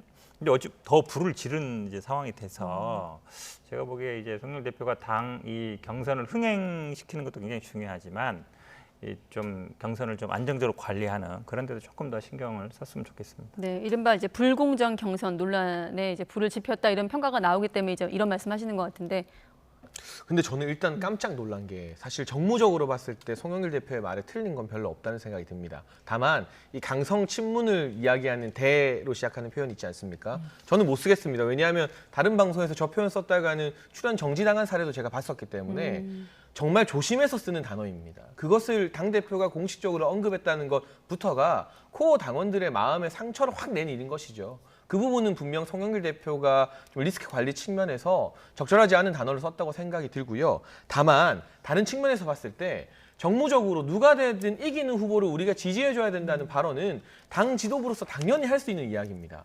그리고 송영길 대표 같은 경우는 아마 현실적으로 지금의 여론조사 추이를 보게 되면 이재명 지사의 승리 가능성이 유력하기 때문에 친문 당원들에게 그래도 어쨌든 이 지사가 최종 후보가 되면 우리 원팀이 되지 않은 일종의 회유 메시지를 던진 것인데 이게 열성 친문 당원들이나 또 이낙연 전 대표, 정세균 전 총리 지지하시는 분들 입장에서는 아직 게임 끝난 거 아닌데 왜 벌써 게임 끝난 것처럼 당대표가 이재명 지사 편을 드느냐 이렇게 좀 민감하게 받아들인 측면이 있거든요.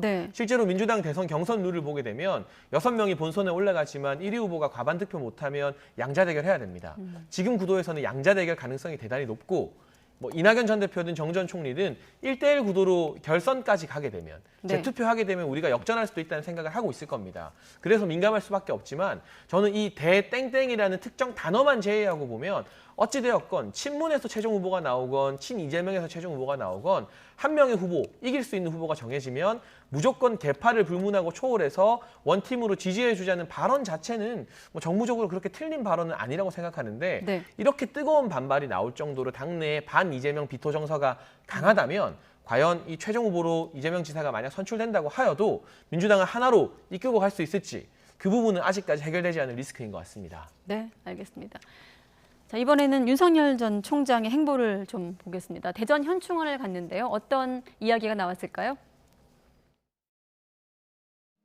꽃다운 나이에 인생을 제대로 펴보지도 못하고 이 국가를 위해 이 순국하신 젊은 그 영령들을 정말 진심으로 애도하고 이분들을 보니까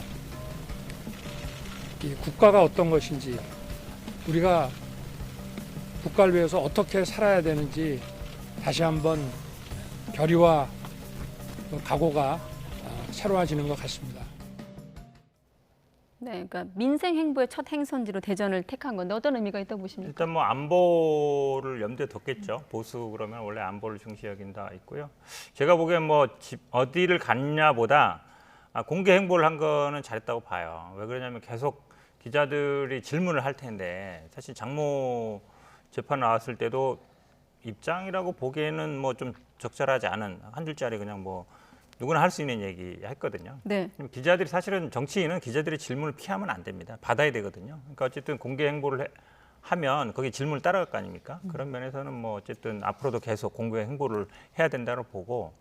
근데 뭐 대전 현충원이라든지 지난번에 이제 뭐 이 천안함이라든지 부분들은 모르겠습니다. 뭐 본인은 계속 뭐 이 부분을 강조하고 싶은 것 같아요. 그러니까 이재명 지사 후보를 공격했을 때도 결국 그 부분이었거든요. 약간 보수 아니면 그런 안보 이런 걸 강조하려는 의도 같은데 제가 보기에는 뭐 할 수 있는 행동이라고 봐요. 누구든지 갈 수 있는데 이것만 갖고 되겠느냐. 계속 윤석열 총장이 뭐가 있느냐. 사실은 지난번에도 비슷한 행보는 했었어요. 비슷한 행보는 했는데 다시 하는 거거든요. 뭔가 새로운 대안, 제시, 미래 그런 걸 좀 더 고민해야 된다, 제시를 해야 된다라고 보고 있습니다. 네, 그런 좀 연장선으로 봤을 때 탈원전 반대 행보를 좀 덧붙여서 평론가님은 어떻게 평가하십니까? 제가 오늘 카이스트 학생들과의 오찬에서 사회를 봤는데요. 일단 탈원전이 그동안은 사실 대학 교수와 같은 시니어 그룹 위주로 논의가 많이 되었습니다. 탈원전 반대도 마찬가지고요.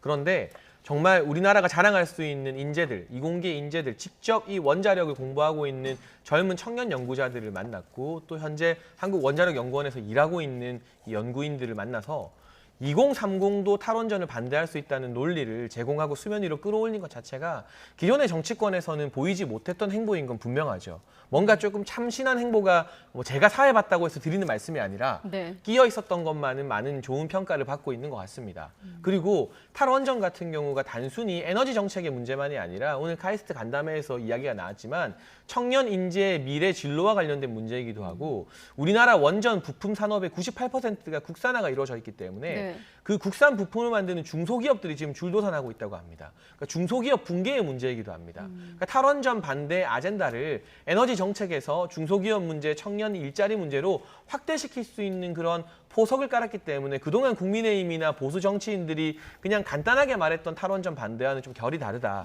훨씬 더 디테일한 정책적 문제의식이 수반되어 있다는 생각을 하게 되고요. 사회를 보셨다고 해서 질문 드리면 네. 지금 보면 앞서 그 윤석열 전 총장 입장에 무리하고 성급한 탈원전 정책은 바뀌어야 된다고 했거든요. 탈원전 자체를 반대하는 겁니까? 아니면 이 표현 그대로 무리하고 성급한 정책인 거를 반대하는 겁니까? 일단 탈원전을 추진하는 과정에서 이번에 예. 산업부의 공무원이나 장관이 기소되기도 했습니다만 여러 가지 이 졸속 과정을 거쳤다. 그리고 법치주의의 원칙을 지키지 못했다는 문제의식도 분명히 있는 것 같고 탈원전이라는 대대적인 이 에너지 정책 전환 자체가 조금 더 큰 국민적 합의 그리고 전문가들의 꼼꼼한 검증을 거쳐야 하는 것이 아닌가 하는 그런 생각이 분명히 있는 것 같습니다. 네. 그리고 동시에 이 같은 이 2030 탈원전 행보뿐만이 아니라 아까 변호사님 말씀하신 것처럼 오늘 대전 행보에서 기자들에게 직접 질문을 받은 행사만 4번이 있었습니다.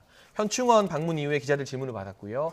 카이스트 간담회에서 모두 발언 이후에 네. 비공개 오찬 끝나고 백브리핑을 윤석열 전 총장이 직접 했습니다. 그리고 만민 토론회라고 즉흥적으로 이제 탈원전 토론회에 참석해서도 기자들 질문을 받았고 마지막으로는 충청 지역 기자간담회에서 민감한 질문 가리지 않고 다 대답을 했습니다. 네. 하루에 4번이나 단순한 공개 행보가 아니라 기자들의 질문을 즉석에서 받았다는 것, 이 자체가 그동안 이어졌던 뭐 전원 정치 논란이나 대변인 논란 등을 일거에 불식시킬 수 있는 국민과 언론과의 소통을 이제는 확실하게 강화하고 있다는 그런 태도적인 부분을 국민들에게 많이 보여준 또 행보가 아니었나 싶습니다. 좀 말씀드리면요. 물론 뭐 공개 행보는 저도 말씀드렸지만 좋다고 보는데 그러니까 사실은 뭐에 반대한다. 뭐를 비판하는 걸로 정치는 할 수 있어요. 저는 근데 그건 시민단체 몫이라고 봅니다. 탈원전에 대해서 시민단체도 찬반이 갈립니다. 그러니까 뭐 약간 환경을 중시하는 분들은 이제 탈원전 해야 된다는 것도 있는데 그렇지 않은 분들도 있거든요. 그런 반대는 이제 비판은 누구의 어떤 몫일 수 있지만 그거를 정치의 본인의 이유로 삼는다. 지금도 보면 이제 탈원전을 어쨌든 본인의 정치적으로 한 이유로 삼는 거잖아요. 예. 그건 적절한가? 그렇지는 않다고 봐요. 왜 그러냐면 사실은 윤석열 총장한테 모든 분들이 질문하는 게 이런 거죠. 교육이라든지 복지라든지 외교라든지 아니면 뭐 경제라든지 이런 부분에 질문하는 거거든요. 문재인 정부가 가져왔던 탈원전을 반대한다. 그건 저도 할 수 있어요.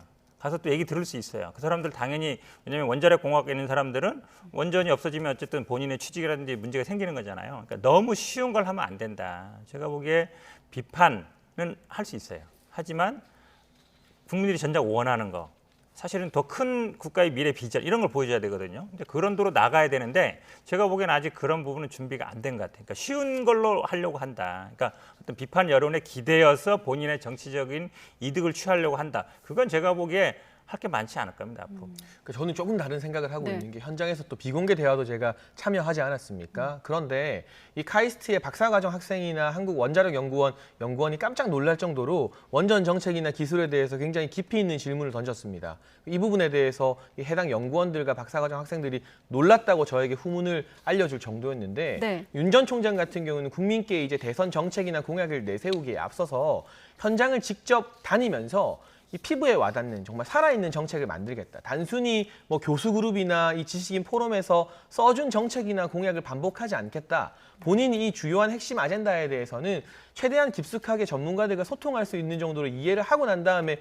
국민들에게 선보이겠다는 그런 입장을 분명히 하고 있기 때문에 현장 행보를 통해서 정책이나 공약을 다듬어 나가는 것 저는 국민들에게 좋은 평가를 받을 가능성이 있다고 보여지고 무엇보다 어쨌든 이 민생 투어로 불렸던 윤석열이 듣습니다의 첫 번째 행보 이 현충원 방문에서도 대전 지역 총학생 회장단과 함께했고 카이스트에서도 바로 2030 청년 연구자들을 만났습니다. 네. 계속해서 모든 행보마다 굵직하게 청년들을 당사자로 내세우면서 목소리를 들으려고 한다는 것 자체도 다른 후보들과는 차별화된 지점으로 국민들이 평가해 줄 거라고 생각합니다. 네, 알겠습니다. 한 가지만 더 여쭤보고 다음 주제로 넘어가죠. 지금 이제 윤 전 총장 행보와 관련해서 안철수 대표와 회동도 예정돼 있거든요. 이 회동은 국민의힘을 좀 의식한 회동인가요?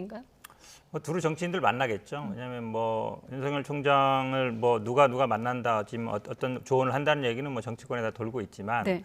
기본적으로 그래도 의미를 본다 그러면 그동안은 어쨌든 입당을 할 거냐 말 것이냐 얘기를 많이 들었잖아요. 근데 입당에 대해서 사실은 뭐 제가 보기에 입장은 뭐 저보다 더 잘 아시겠지만 입당에 대해서 명확한 입장을 밝히지는 않고 있는 거예요. 그냥 같이 한다. 나중에 그렇다 본다 그러면 당연히 이제 안철수 대표가 전에 했던 것처럼 제3지대에서 하나의 세력을 형성하고 그다음에 뭐 단일을 하겠다 이 그림인 것 같은데 안철수 대표와 뭐 손을 잡는다. 뭐 저는 잘 모르겠지만 안철수 대표에 대한 어떤 이미지라든지 사실은 윤석열 총장이 제3지대에 있으면 안철수 대표는 별 할 게 없거든요. 네. 예, 그렇게 본다 그러면 두 분이 뭘 연대를 한다고 해서 큰 어떤 효과는 없을 것 같다. 그러니까 제가 보기엔 아마 윤석열 총장이 가장 따르지 말아야 될 모델이 안철수 모델인 것 같은데 그걸 본인도 모르지는 않을 거예요. 한데 또 다른 방법이 있을까? 그거 다른 방법이라면 입당하는 거거든요. 그 사이에서 아마 고민을 하는 것 같은데 저는 뭐 정치를 할 거라면 빨리 어떤 식으로든지 결정을 하는 게 국민들한테 대한 예의가 아닌가라고 생각하고 있습니다. 네, 입당과 관련해서 어떤 좀 분위기가 보입니까? 또 윤 전 총장이 오늘 기자간담회에서 그런 부분 이야기했습니다. 그동안 기조와 변한 게 없다. 일단 국민의 목소리를 듣고 이 윤석열이 듣습니다라는 민생 행보가 끝난 다음에 어느 정도 결정을 내릴 걸로 보이기 때문에 사실 미리 결정을 내려놓으면 국민의 목소리를 듣겠다는 게 거짓말이 되는 것이고 국민들을 향한 예의가 아닌 게 되는 것이잖아요. 너무 서두를 필요 없이 이 윤석열이 듣습니다라는 민생 행보가 끝나기를 기다리면 어느 정도 좀 더 구체화된 메시지들이 나오지 않을까 싶고요. 네. 안철수 대표를 만나는 부분에 있어서도 이거는 저의 개인적인 해석입니다만 국민의힘을 의식했다기보다는 범야권의 대선 주자들을 두루두루 만나면서 우리가 정권 교체를 위한 원팀을 만들자는 메시지를 던지고 싶은 것 같습니다. 왜냐하면 국민의힘 대외협력위원장인 권영세 의원 이미 만났습니다. 네. 정말 국민의힘을 의식한 것이었다면 권영세 의원 만나기 전에 안철수 대표 만났겠죠. 순서상 그런 것이 아니고 이전에 원희룡 지사와도 만났지 않았습니까? 공통점이 원희룡 지사와 안철수 대표 모두 잠재적 대선 주자군입니다. 그러니까 정권 교체를 위해서 어느 후보가 되느냐도 내부적으로는 중요하겠지만 이 결론을 놓고 봤을 때 반드시 정권 교체해야 된다. 그럼 우리가 미리미리 경쟁을 하더라도 원팀이라는 정신 아래에서 경쟁을 하자. 그런 공감대를 형성하기 위한 행보가 아닐까 추측이 됩니다. 네, 알겠습니다. 다음 주제로 넘어가 보도록 하죠. 자칭 수산업자, 가짜 수산업자 김모 씨의 로비 의혹이 곳곳으로 번지고 있습니다. 뭐 실명들이 거론되면서 일파만파 번지고 있는 상황인데 압축한 영상이 있습니다. 보고 오시죠.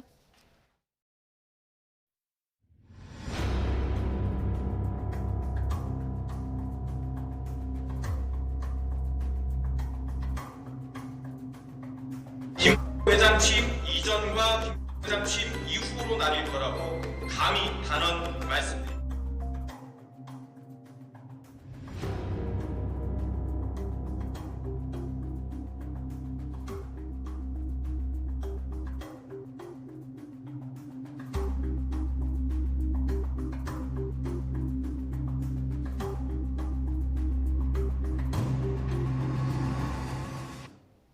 네, 앞서 뭐 문어발 인맥이라고 했는데 사건의 내용상 오징어 발이 더 자연스럽지 않나 이런 생각이 드는데 네. 지금 질문대로 파문 어디까지 번질까요?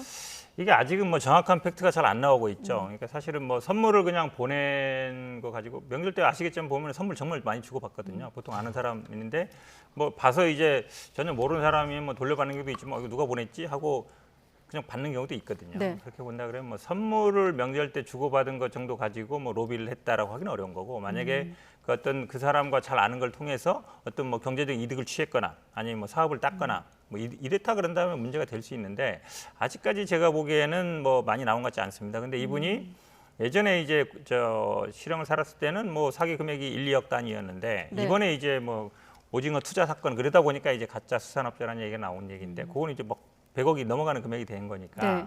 사실은 어찌 보면 많은 국민들이 생각하겠죠. 이렇게 뭐 힘 있는 사람들, 정치인이라든지 검사라든지 언론인 이런 사람들한테 어쨌든 뭔가 편의를 제공해서 별도로 아니면 따로 어떤 경제적 이득을 취한 게 아니냐 네. 이제 이렇게 의심하는 것 같은데 이 부분은 제가 보기에는 아마 경찰에 재판 중이잖아요. 네. 재판 중이기 때문에 근데 이 재판은 사기 사건이에요. 사기라는 건 누군가한테 돈을 사겠다는 얘기인데 어떤 로비를 했다든지 아니면 뇌물을 줬다든지 이런 건 아니거든요. 이런 부분은 제가 보기에 뭐 경찰에서 추가적인 수사를 해야 나올 수 있는 부분인 것 같습니다. 그러면 결국 이제 지금까지 알려진 내용만 놓고 봤을 때는 뭐 의례적인 선물 정도고 로비나 특혜 같은 경우는 좀 더 지금 그건 아니죠. 지금 재판받는 것도 100몇 억 또 이 오징어 어찌 보면 누군가한테 사기를 쳤다는 거잖아요. 어떤 뭐 예를 들어서 뭐 어떤 뇌물을 줬거나 아니면 어쨌든 뭐 따로 어떤 사업권을 받았거나 아니면 네. 예를 들어서 오징어를 뭐 수입하는 만약에 예를 들어 이런 거죠. 수입이 안 되는데 뭐 뇌물을 줘서 수입을 하게 했거나 이런 건 아니거든요. 그렇게 본다 그러면 아직까지는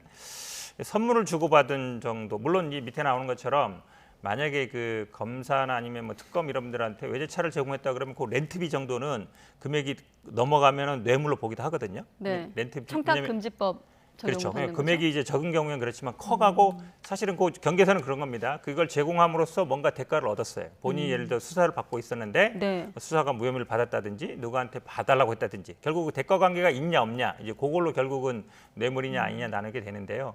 그런 것들은 아직까지는 뭐 언론 보도상은 나오지는 않은 것 같습니다. 네, 이름에 거론된 정치인들 전부 다 일단은 지금 거리 두기를 하고 있는 분위기예요. 근데 저는 일단 사진을 찍을 수 있죠. 왜냐하면 누군지 모르지만 지지자라고 하고 팬이라고 하면 사진을 안 찍어주긴 상당히 어렵거든요. 정치하는 입장으로서. 네. 다만 공식 행사에 참석해서 힘을 실어줬다면 그건 설령 뭐 로비를 받거나 여러 가지 부당한 이득을 취득하지 않았더라도 정치인으로서 실정법 위반은 아니지만 참 비판받을 만한 일이라고 생각을 합니다. 네. 국회의원이 행사에 참석해주고 뭐 국회의원 명의의 상을 주고 하는 것 자체가 그 사람에게 굉장히 큰 공신력을 부여하는 행위이기 때문에 더더욱 신중해야 된다, 조심해야 된다는 생각이 들고요. 예. 지금 현재 여러 사람들의 이름이 오르내리고 있습니다만 김무성 전 대표는 전 좀 억울할 것 같아요. 왜냐하면 지금 이 사람의 사기 내역에서 보게 되면 가장 큰 피해 액수를 입힌 피해자가 바로 김무성 전 대표의 형입니다. 네. 그러니까 김 전 대표가 뭔가 이득을 취하거나 다른 걸 하기 위해서 이 사람 만난 게 아니겠죠. 오히려 친형이 사기를 당했기 때문에 피해자라고 볼 수도 있는 것이고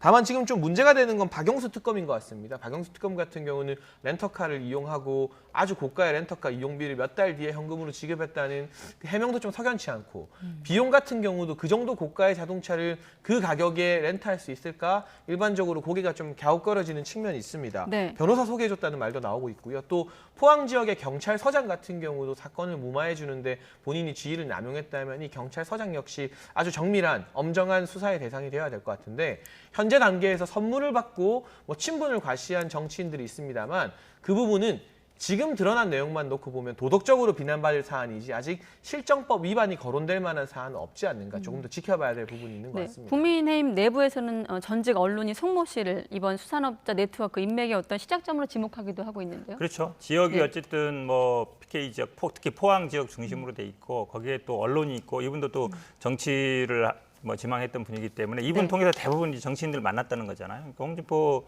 의원 같은 경우도 만났다는 얘기를 먼저 선제적으로 한 거는 어쨌든 이게 다 나오게 돼 있으니까 네. 한 것 같은데요. 사실 이제 정치라는 게 보면은 지금 아까 뭐 행사장 말도 말씀드렸는데 정치인들은 그렇습니다. 예를 들어서 사진 찍어달라면 다 찍고요. 그다음에 뭐 사람이 많이 모였다 그러면 갑니다. 웬만하면. 왜냐하면 뭐 정치인이라는 게 표를 의식하는 거니까. 그리고 예를 들어서 어떤 사람 만나자고 했을 때 대부분 만납니다. 왜냐하면 정치인들은 항상 사람이 아쉬운 사람들이거든요. 이 선을 한계선을 넘느냐 안 넘느냐가 굉장히 이제 어려운 부분인데 뭐 이거는 뭐 여야를 가리지 않을 것 같아요. 왜냐하면 뭐 지금 얘기 나오는 거 보면 뭐 예를 들어서 여당 측 인사들 있고 야당 측 인사들 있기 때문에 네. 결국은 이거를 통해서 뭘 하려고 했느냐 이 사람이 그게 가장 중요한 거죠. 이유가 있을 거 아닙니까? 뭐 선물을 주든 세상에 공짜는 없는 거니까요. 이제 그런 부분들은 이제 수사에 밝히는 부분인데, 근데 이제 특검이라든지 검사들한테 뭔가를 한다는 얘기는 본인이 어떻든 그런 리스크나 위험이 있다라는 거를 이제 알고 있는 사람들이 쉽게 얘기하면 이제 보험을 든다는 표현을 많이 하잖아요. 그러니까 본인이 나중에 뭐 수사를 받게 되거나 이럴 때 편의를 보려고 했을 수도 있다. 저는 그래서 지금 말씀처럼 이게 뭐 이제 박영수 특검뿐만 아니라 거기 같이 있던 부장검사도 이런 얘기가 나오고 있기 때문에 사실은 이게 어찌 보면 검찰의 이 뭐 스폰 문화라는 게 참 이게 쉽게 안 바뀌는구나라는 생각이 네. 드는 게 사실은 특검이라는 게 그냥 검사로 안 되니까 만드는 거잖아요. 근데 거기까지도 이런 영향이 미친다는 게 우리나라 이제 검찰이 갖고 있는 이 스폰 문화라든지 아니면 이런 부분들을 참 쉽게 깨기는 어렵지만 저는 그런 면에서 본다 그러면 공수처의 역할이 굉장히 크다. 이 사건이 사실은 공수처로도 갈 수 있거든요. 네. 그러니까 대가 관계가 일어나서 뇌물죄로 되면 공수처로 넘어가는. 지금 거론되는 것 중에는 어느 좀 대목이 가장 유력한가요? 그러니까 결국은 그러니까 돈을 받았다든지 렌트를 받았다는 건 아니지만 예를 들어서 이분이 어떤 수사를 받고 있었다. 근데 이번에 이제 재판을 받았는데 그 전에 뭐 수사를 봐줬다든지 그러면 이제 그게 대가 관계가 되는 거잖아요. 네. 그러면 이제 공수처로 넘어갈 수 있는 거거든요. 그리고 또 지금 화면에 나오지만 그 렌트비를 언제 보냈는가도 또 관건 아니겠습니까? 그렇죠. 그러니까 네. 이게 문제가 된 다음에 뭐 반납했다 그러면 뭐 제가 보기에 뭐 문제가 되는 것이고, 근데 예. 이런 얘기보다 사실은 이제 이걸 통해서 이런 어떤 렌트카를 지원함으로써 뭘 얻었느냐. 예를 들어서 뒤에 얘기 나올지 모르겠지만 예를 들어서 뭐 사면에 영향을 했다든지 아니면 본인이 어떤 수사를 받고 있었는데 그거를 뭐 빼줬다든지 이렇게 되면 대가 관계가 형성되는 거거든요. 네. 이제 그런 부분들을 제가 보기에는 살펴볼 필요가 있는 것 같습니다. 네. 그래도 어쨌든 일반 국민 입장에서는 뭐 저 고급차를 쉽게 저렇게 빌린다는 자체도 좀 납득이 되지 않는 대목이지 않나 싶은데. 제가 보기에 저 납득이 안 되는 게 그런 거예요. 네. 그런 걸 준다고 해서 타냐 말이에요. 네. 그렇잖아요. 아무리 뭐 대가가 없다 하더라도 그냥 주진 않을 거 아닙니까? 네, 일반적이고 그러니까 그런 것들에 너무 보편적인, 좀 네. 무감각한 게 아닌가. 상황은 아니죠. 그게 문제라고 예. 봅니다. 지금 말씀하신 김에 사면 얘기도 했는데 그렇다 보니 이제 사면, 특별 사면을 놓고도 공방이 이어지고 있습니다. 야당에서 제기하고 있는데 한번 들어보시죠. 최소한 저는 민정수석실에서 이 사면 업무를 담당했던 분들 조사를 해야 된다고 봐요. 그리고 통상 사면 받은 사람이 사회에 나가서 교도소서 복역하다가 나온 사기꾼이 더 큰 사기를 이렇게 세상을 떠들썩하게 사기를 치고 나왔다면 당연히 사면해준 사람이 뭔가 책임을 져야 되는 거 아닌가요? 최소한 대통령과 관련된 문제 제기를 하려면 무슨 근거를 제시해야 되지 않습니까? 대통령이 그날 뭐 막말해서 힘으로 대통령이 된 게 아니라 국민의 표로 뽑은 대통령인데 예. 그 대통령에게 하는 문제 제기라면 예. 뭐 구체적인 사실을 적시하든지 뭔가를 가지고 얘기를 해야지 그 최소한의 요건을 갖추는 건데 그것도 없이 무턱대고 그렇게 일종의 마타도를 하면 안 되지 않습니까?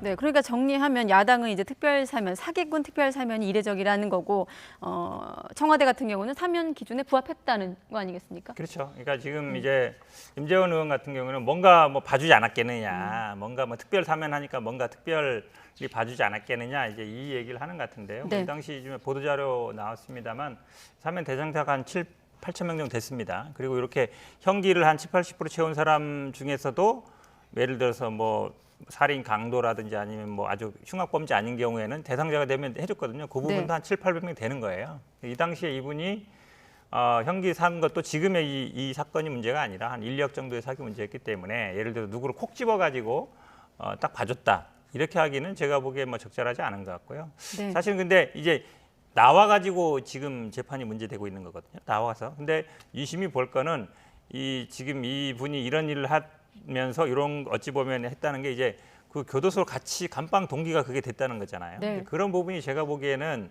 사실은 어찌 보면 굉장히 안 좋은 모습인 거죠. 그러니까 한번 사기죄 있었는데 사면으로 나와서 그 다음에 그 안에서 알던 사람과 관계를 맺어가면서 더 큰 범죄를 저지르는 기본적으로 이 교정이라든지 아니면 사면자를 선정하는데 조금 뭐 살펴볼 필요가 있는 것 같습니다. 근데 저는 이철희 수석이 마타도 이야기하는데 마타도 전문 정당이 더불어민주당 아닌가요?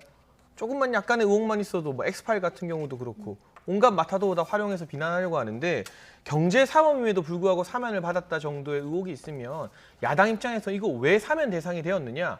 무슨 기준으로 사면을 해줬느냐 정도는 충분히 지적할 수 있고 뭐 지금 현 변호사님 말씀하신 것처럼 동일한 그 당시에 다른 사기 전과자들이나 경제 사범들에게도 같은 수준의 사면이 있었다는 통계를 제시하면 깔끔하게 끝나는 문제입니다. 네. 그런데 지금 이철희 수석도 그렇고 박소연 수석도 그렇고 방송에 나와서 해명하는 게 말이 안 된다. 그리고 이 사람이 이 김 씨가 자랑한 대통령의 어떤 이 선물이라던가 청와대 선물이나 편지가 너무나 허술하다는 이야기만 하고 있어요. 그러지 마시고 지금이라도 이 청와대 민정수석실 행정관들에게 통계 하나 가지고 오라고 해서 그때 이 7~8천 명 중에 경제 사범의 비율이 어느 정도가 되었는지 사기 전가 이건 정말 우리나라 개인적으로 경제 사범에 대한 처벌이 너무나 낮다고 생각됩니다. 풀어주니까 또 더 큰 사기 처벌이잖아요. 다른 경제 사범들도 이 7~8천 명 중에 얼마나 많이 사면 대상으로 포함되었는지 그 기준이 무엇인지에 대해서 A4 용지로 통계 한두 장 제시하면 야당의 의혹 제기에 그냥 하루면 힘을 잃게 됩니다.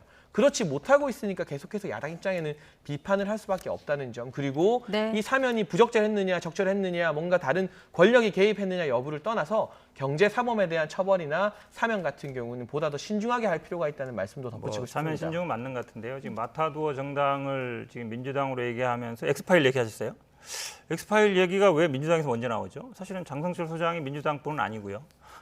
사실은 이걸 처음 얘기했던 신지호 전 의원 같은 것도 민주당 인사 아닙니다. 야당 의원실은 나왔다 그랬어요. 그러니까 엑스파일로 민주당을 마타도로 얘기하는 것 자체가 이해가 안 가겠고 저는 그다음에 제가 보도자료 말씀드렸잖아요. 보도자료에 딱 나와 있습니다. 그 당시에 발표한 보도자료 보면 이 대상자가 7~8천 명이다. 이렇게 변번이 몇 명이다. 이름까지는 당연히 안 나오죠. 네. 그러니까 이름은 나올 수가 없는 거죠. 그러니까 그렇게 보면 되는 것인데 그걸 지금 말씀처럼 그럼 뭐 그 당시에 누구는 해줬고 누구는 안 했고 다 밝히라는 거냐. 이미 보도자료 나온 거 보시면 돼요. 지금 보면 인터넷 찾아보면 다 나옵니다. 쉬운 방법을 택하는 게 낫다고 봅니다. 장 소장 같은 경우는 그 파일이 이제 정부 기관과 여당에서 만든 것 같다고 했기 때문에 뭐 그런 부분도 말이 감안해서 좀 드리는 오락가락하긴 말씀입니다. 했습니다. 방송에서. 또 내일 또 나오시니까 아니, 어쨌든 물어보죠. 그분이 뭐 민주당 인사는 아니잖아요. 그걸 뭐 민주당 인사로 자꾸 엮으시려면 말이 안 되는 거죠. 그건. 그분이 지적한 출처가 전 중요하다는 생각을 아니 근데 합니다. 그분이 구체적으로 얘기 안 했어요. 그러니까 확실한 거는 장선철 소장이 X파일을 봤다고 얘기했는데 물론 전달받은 게 하나는 기관이고 하나는 뭐 여당 측이라고 했지만 확실하냐라고는 얘기 안 한 거죠. 그분도 들었다는 얘기잖아요. 우리가 장 근데 어쨌든 장선철 소장이 X파일을 받고 그가 말하는 출처까지 같이 믿어야 되지. 민주당 선택적으로 인사가 하나는 아닌 건 믿고 맞잖아요. 하나는 안 믿는다는 근데 X파일을 어떻게든 민주당하고 연계시키려고 일단 장 소장님은 전달한 사람은 여도 야도 소속이 아니다라고까지 했는데 두 분의 얘기는 제가 내일 나오면 또 장 소장에게 여쭤보도록 하겠습니다. 오늘은 여기까지 듣도록 하겠습니다. 네, 현근택 변호사, 장혜찬 시사평론가 두 분과 함께했습니다. 고맙습니다.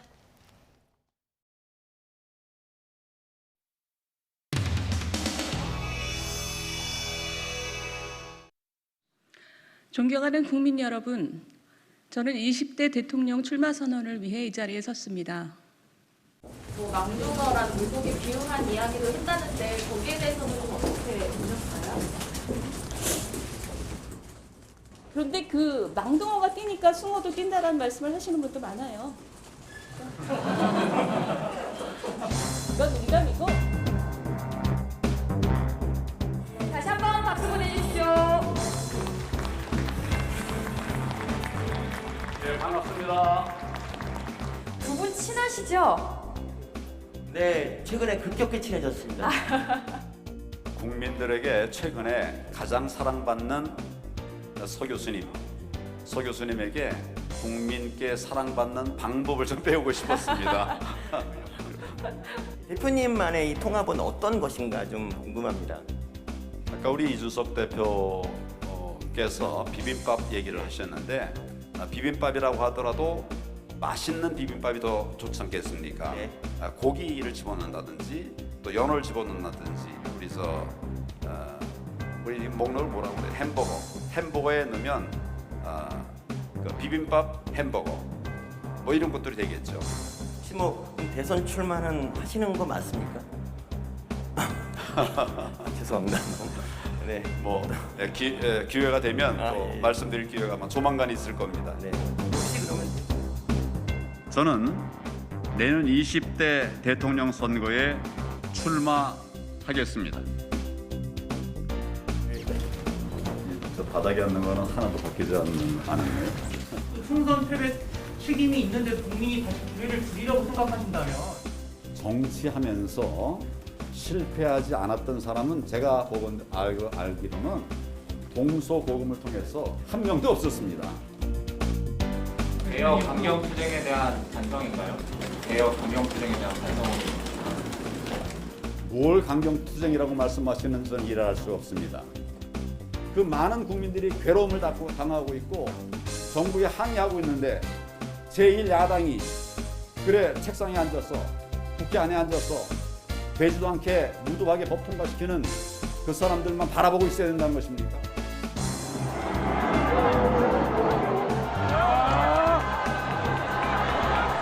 여러분 들어오신 거 이미 승리 안 갑니다. 이미 갑니다. 이것이 어떻게 강경보수입니까? 그걸 왜 누가 그걸 강경보수라고 말하는지 모르겠어요. 국민을 지키는 게 강경보수라고 하면 윤석열 총장 관련해서요. 이제 뭐 다른 후보이신 유승민 후보나 원희룡 시장님이나 이런 분들은 빨리 당으로 들어와라 이렇게 손짓을 하고 있는데 윤 총장님에 대한 전반적인 평가는 어떠세요?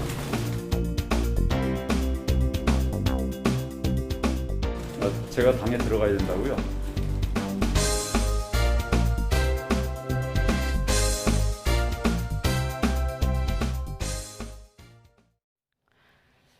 네, 코스피가 실적 개선 기대 심리 속에 7거래일 만에 종가 기준으로 최고치를 또다시 갈아치웠습니다. 이종수 기자가 보도합니다.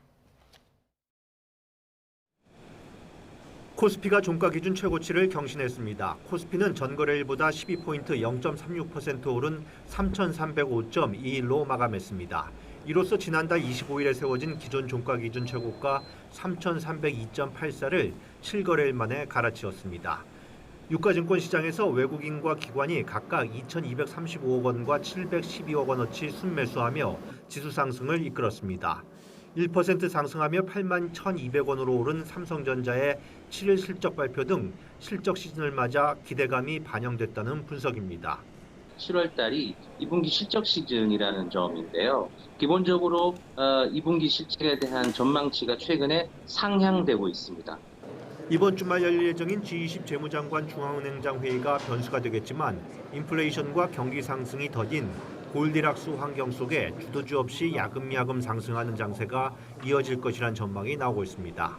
그 자리에서 글로벌 법인세 인상과 관련된 거라든지 통화정책 정상화 관련된 다소 매파적인 발언들이 나온다면 단기적으로는 시장 조정이 올 수 있는데 큰 흐름에서는 상승세를 꺾기는 힘들 거다.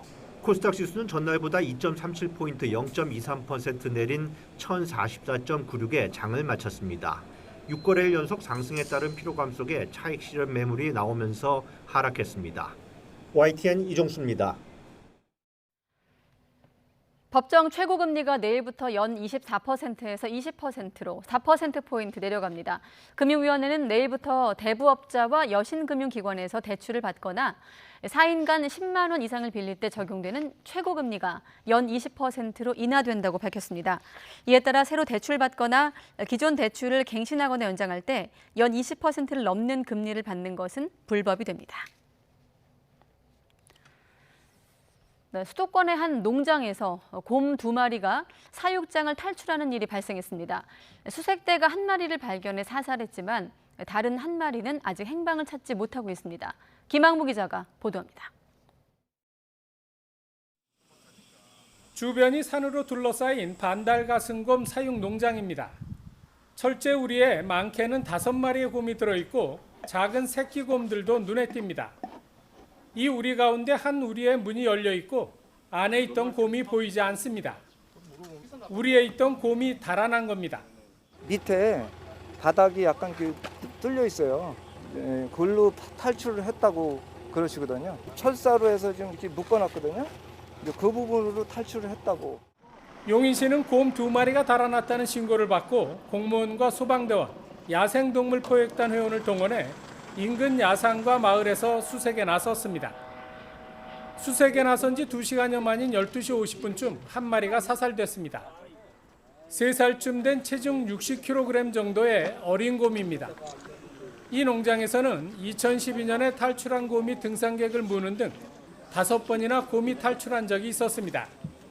굉장히 넓은 산인데 빨리 잡아야지 뭐 나중에 한 마리가 진짜 있는데 늦게 잡으면은 뭐 잘로 큰 멀리 가면 더 심각해지니까. 곰이 탈출에 피해를 주는 일이 수차례 되풀이되는 만큼 당국의 보다 철저한 관리가 필요해 보입니다. YTN 김학무입니다. 오늘 오전 9시 50분쯤엔 서울 강북구 수유동 북한산 국립공원 등산로 주변에 멧돼지 한 마리가 나타났습니다. 경찰과 강북구청의 지원 요청을 받고 투입된 엽사는 1시간 반여 만에 멧돼지를 사살했습니다. 구청 관계자는 멧돼지가 북한산에서 내려온 것으로 보인다며 사체를 수거한 뒤 아프리카 돼지열병 검사 결과를 기다리고 있다고 설명했습니다. 미 국무부가 5.18 민주화 운동과 관련된 기밀 문서를 추가로 공개했습니다. 계엄군의 전남도청 무력 진압 작전 전날 미 정부의 작전 계획이 알려지는 등 당시에 긴박했던 정치적 상황을 짐작할 수 있는 내용들이 담겨 있습니다. 이교준 기자가 소개합니다. 1980년 5월 27일 광주 재진입 작전. 신군부가 전남도청에서 항전하던 시민군을 무력 진압하기에 펼친 작전입니다. 계엄군 투입 하루 전에 최강수 당시 대통령 비서실장은 이 사실을 윌리엄 글라이스틴 주한 미 대사에게 알린 것으로 확인됐습니다. 글라이스틴 대사가 본국에 보고한 문서를 보면 최 실장은 군 지휘부 대부분 상황이 더 나빠져서는 안 된다는 결론을 내렸다며 미국 측에 계엄군 투입 결정을 전했습니다. 또 현장 지휘관인 소준열 중장을 포함한 지역 지휘부는 광주로 재진입할 재량권을 부여받았다고 덧붙였습니다. 최 실장은 이 자리에서 작전 방식을 둘러싼 지휘부 내 이견을 전하면서 시민군의 강한 저항을 피하기 위해 기습작전 가능성도 내비쳤습니다. 미국이 계엄군 재진입 결정을 사전에 알고 있었다는 사실은 미 국무부가 1989년 광주특위에 보낸 답변서 등을 통해 이미 알려졌지만 미 정부의 관련 문서가 공개된 것은 처음입니다. 또 전두환 당시 보안사령관이 12.12 사태 직후 글래스틴 미 대사와 만나 본인은 정치적 야심이었고 군부대 동원은 군사 쿠데타가 아니라고 항변한 것으로 확인됐습니다. 이 같은 사실은 외교부가 최근 미 국무부에서 전달받은 5.18 민주화운동 관련 문서사본 21건을 통해 드러났습니다. 외교부는 5.18 민주화운동 관련 문서의 추가적인 비밀 해제가 이뤄질 수 있도록 미국 측과 계속 협의해 나갈 방침입니다. YTN 이교준입니다. 승객 104명과 승무원 등 114명을 태우고 김포에서 제주로 오던 아시아나 여객기의 기장석 유리창 필름이 운항 중에 깨지는 사고가 발생했습니다. 오늘 오후 4시 40분쯤 아시아나항공 OZ8967편 항공기 기장석의 유리창 필름이 깨졌습니다. 기장은 제주공항에 사고에 대비해달라고 알렸고 항공기는 오후 4시 58분 제주공항에 무사히 도착했습니다. 아시아나항공 측은 유리가 금이 간 게 아니고 유리창 밖에 필름이 깨진 것이라면서 현재 항공기를 수리 중에 있고 국토부에서 사고 원인 조사 등을 결정할 것이라고 밝혔습니다. 충북 충주 한 채석장에서 63톤 화물차가 추락을 해 소방당국이 이틀째 운전자 수색 작업을 벌이고 있습니다. 충주 소방서에 따르면 어제 오전 10시 10분쯤 충북 충주시 소태면 한 채석장에서 62살 A씨가 몰던 화물차가 50m 아래로 추락해 3-4m 깊이 물 웅덩이에 빠졌습니다. 구조대와 경찰 등 인력 50여 명과 장비 10여 대가 동원됐지만 화물차가 크고 무거워서 수색과 인양에 어려움을 겪고 있습니다. 네, 서울대학교 청소 노동자가 교내에서 숨졌습니다. 서울관악경찰서는 지난달 26일 청소 노동자인 50대 여성 A씨가 서울대학교 기숙사 청소 노동자 휴게실에서 숨진 채 발견됐다고 밝혔습니다. 전국 민주일반노동조합 연맹 관계자는 A씨가 중간 관리자로부터 지속적인 갑질을 당해왔다면서 이 같은 내용을 폭로하는 기자회견을 내일 서울대학교에서 열 계획이라고 밝혔습니다. 러시아 극동 캄차카에서 승객과 승무원 28명을 태운 안토노프 26 항공기가 추락을 해 탑승자가 모두 사망한 것으로 알려지고 있습니다. 캄차카 주정부는 사고 항공기가 낮 1시쯤 승객 22명과 승무원 등 28명을 태우고 캄차카 주도에 이륙해 오후 3시쯤 팔라나에 도착할 예정이었지만 목적지에서 9km 정도 떨어진 곳에서 관제센터와 연락이 끊겼다고 밝혔습니다. 이후 수색, 구조팀이 현장에 급파됐고 목적지인 팔라나 인근에서 여객기의 잔해가 발견됐습니다. 홍콩에서 10대 6명이 낀 폭탄 테러 기도 용의자 9명이 체포됐다고 외신들이 보도했습니다. 외신들에 따르면 홍콩 경찰은 오늘 침사추이의 한 호스텔을 급습해 15세에서 39살 남성 5명, 여성 4명을 체포했습니다. 9명 가운데 6명은 중고등학생이었고 나머지 3명은 대학교와 중고등학교 교직원, 운전사 등이었습니다. 이들은 호스텔 방에서 고성능 폭발물을 만들어 법원과 항만, 지하철, 터널 등에 설치한 뒤 폭발시키려 한 혐의를 받고 있습니다.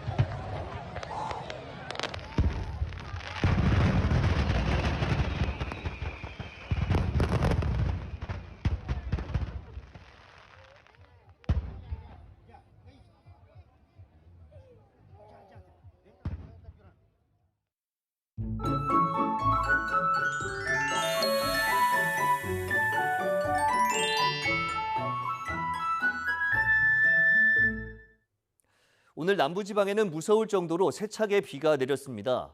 특히 전남에는 시간당 70mm 안팎의 물폭탄이 떨어지면서 500mm 안팎의 매우 많은 비가 내렸는데 내일은 전국으로 비가 확대되겠고 계속해서 남부지방을 중심으로 천둥과 번개를 동반한 시간당 50mm 이상의 국지성 호우가 쏟아지겠습니다.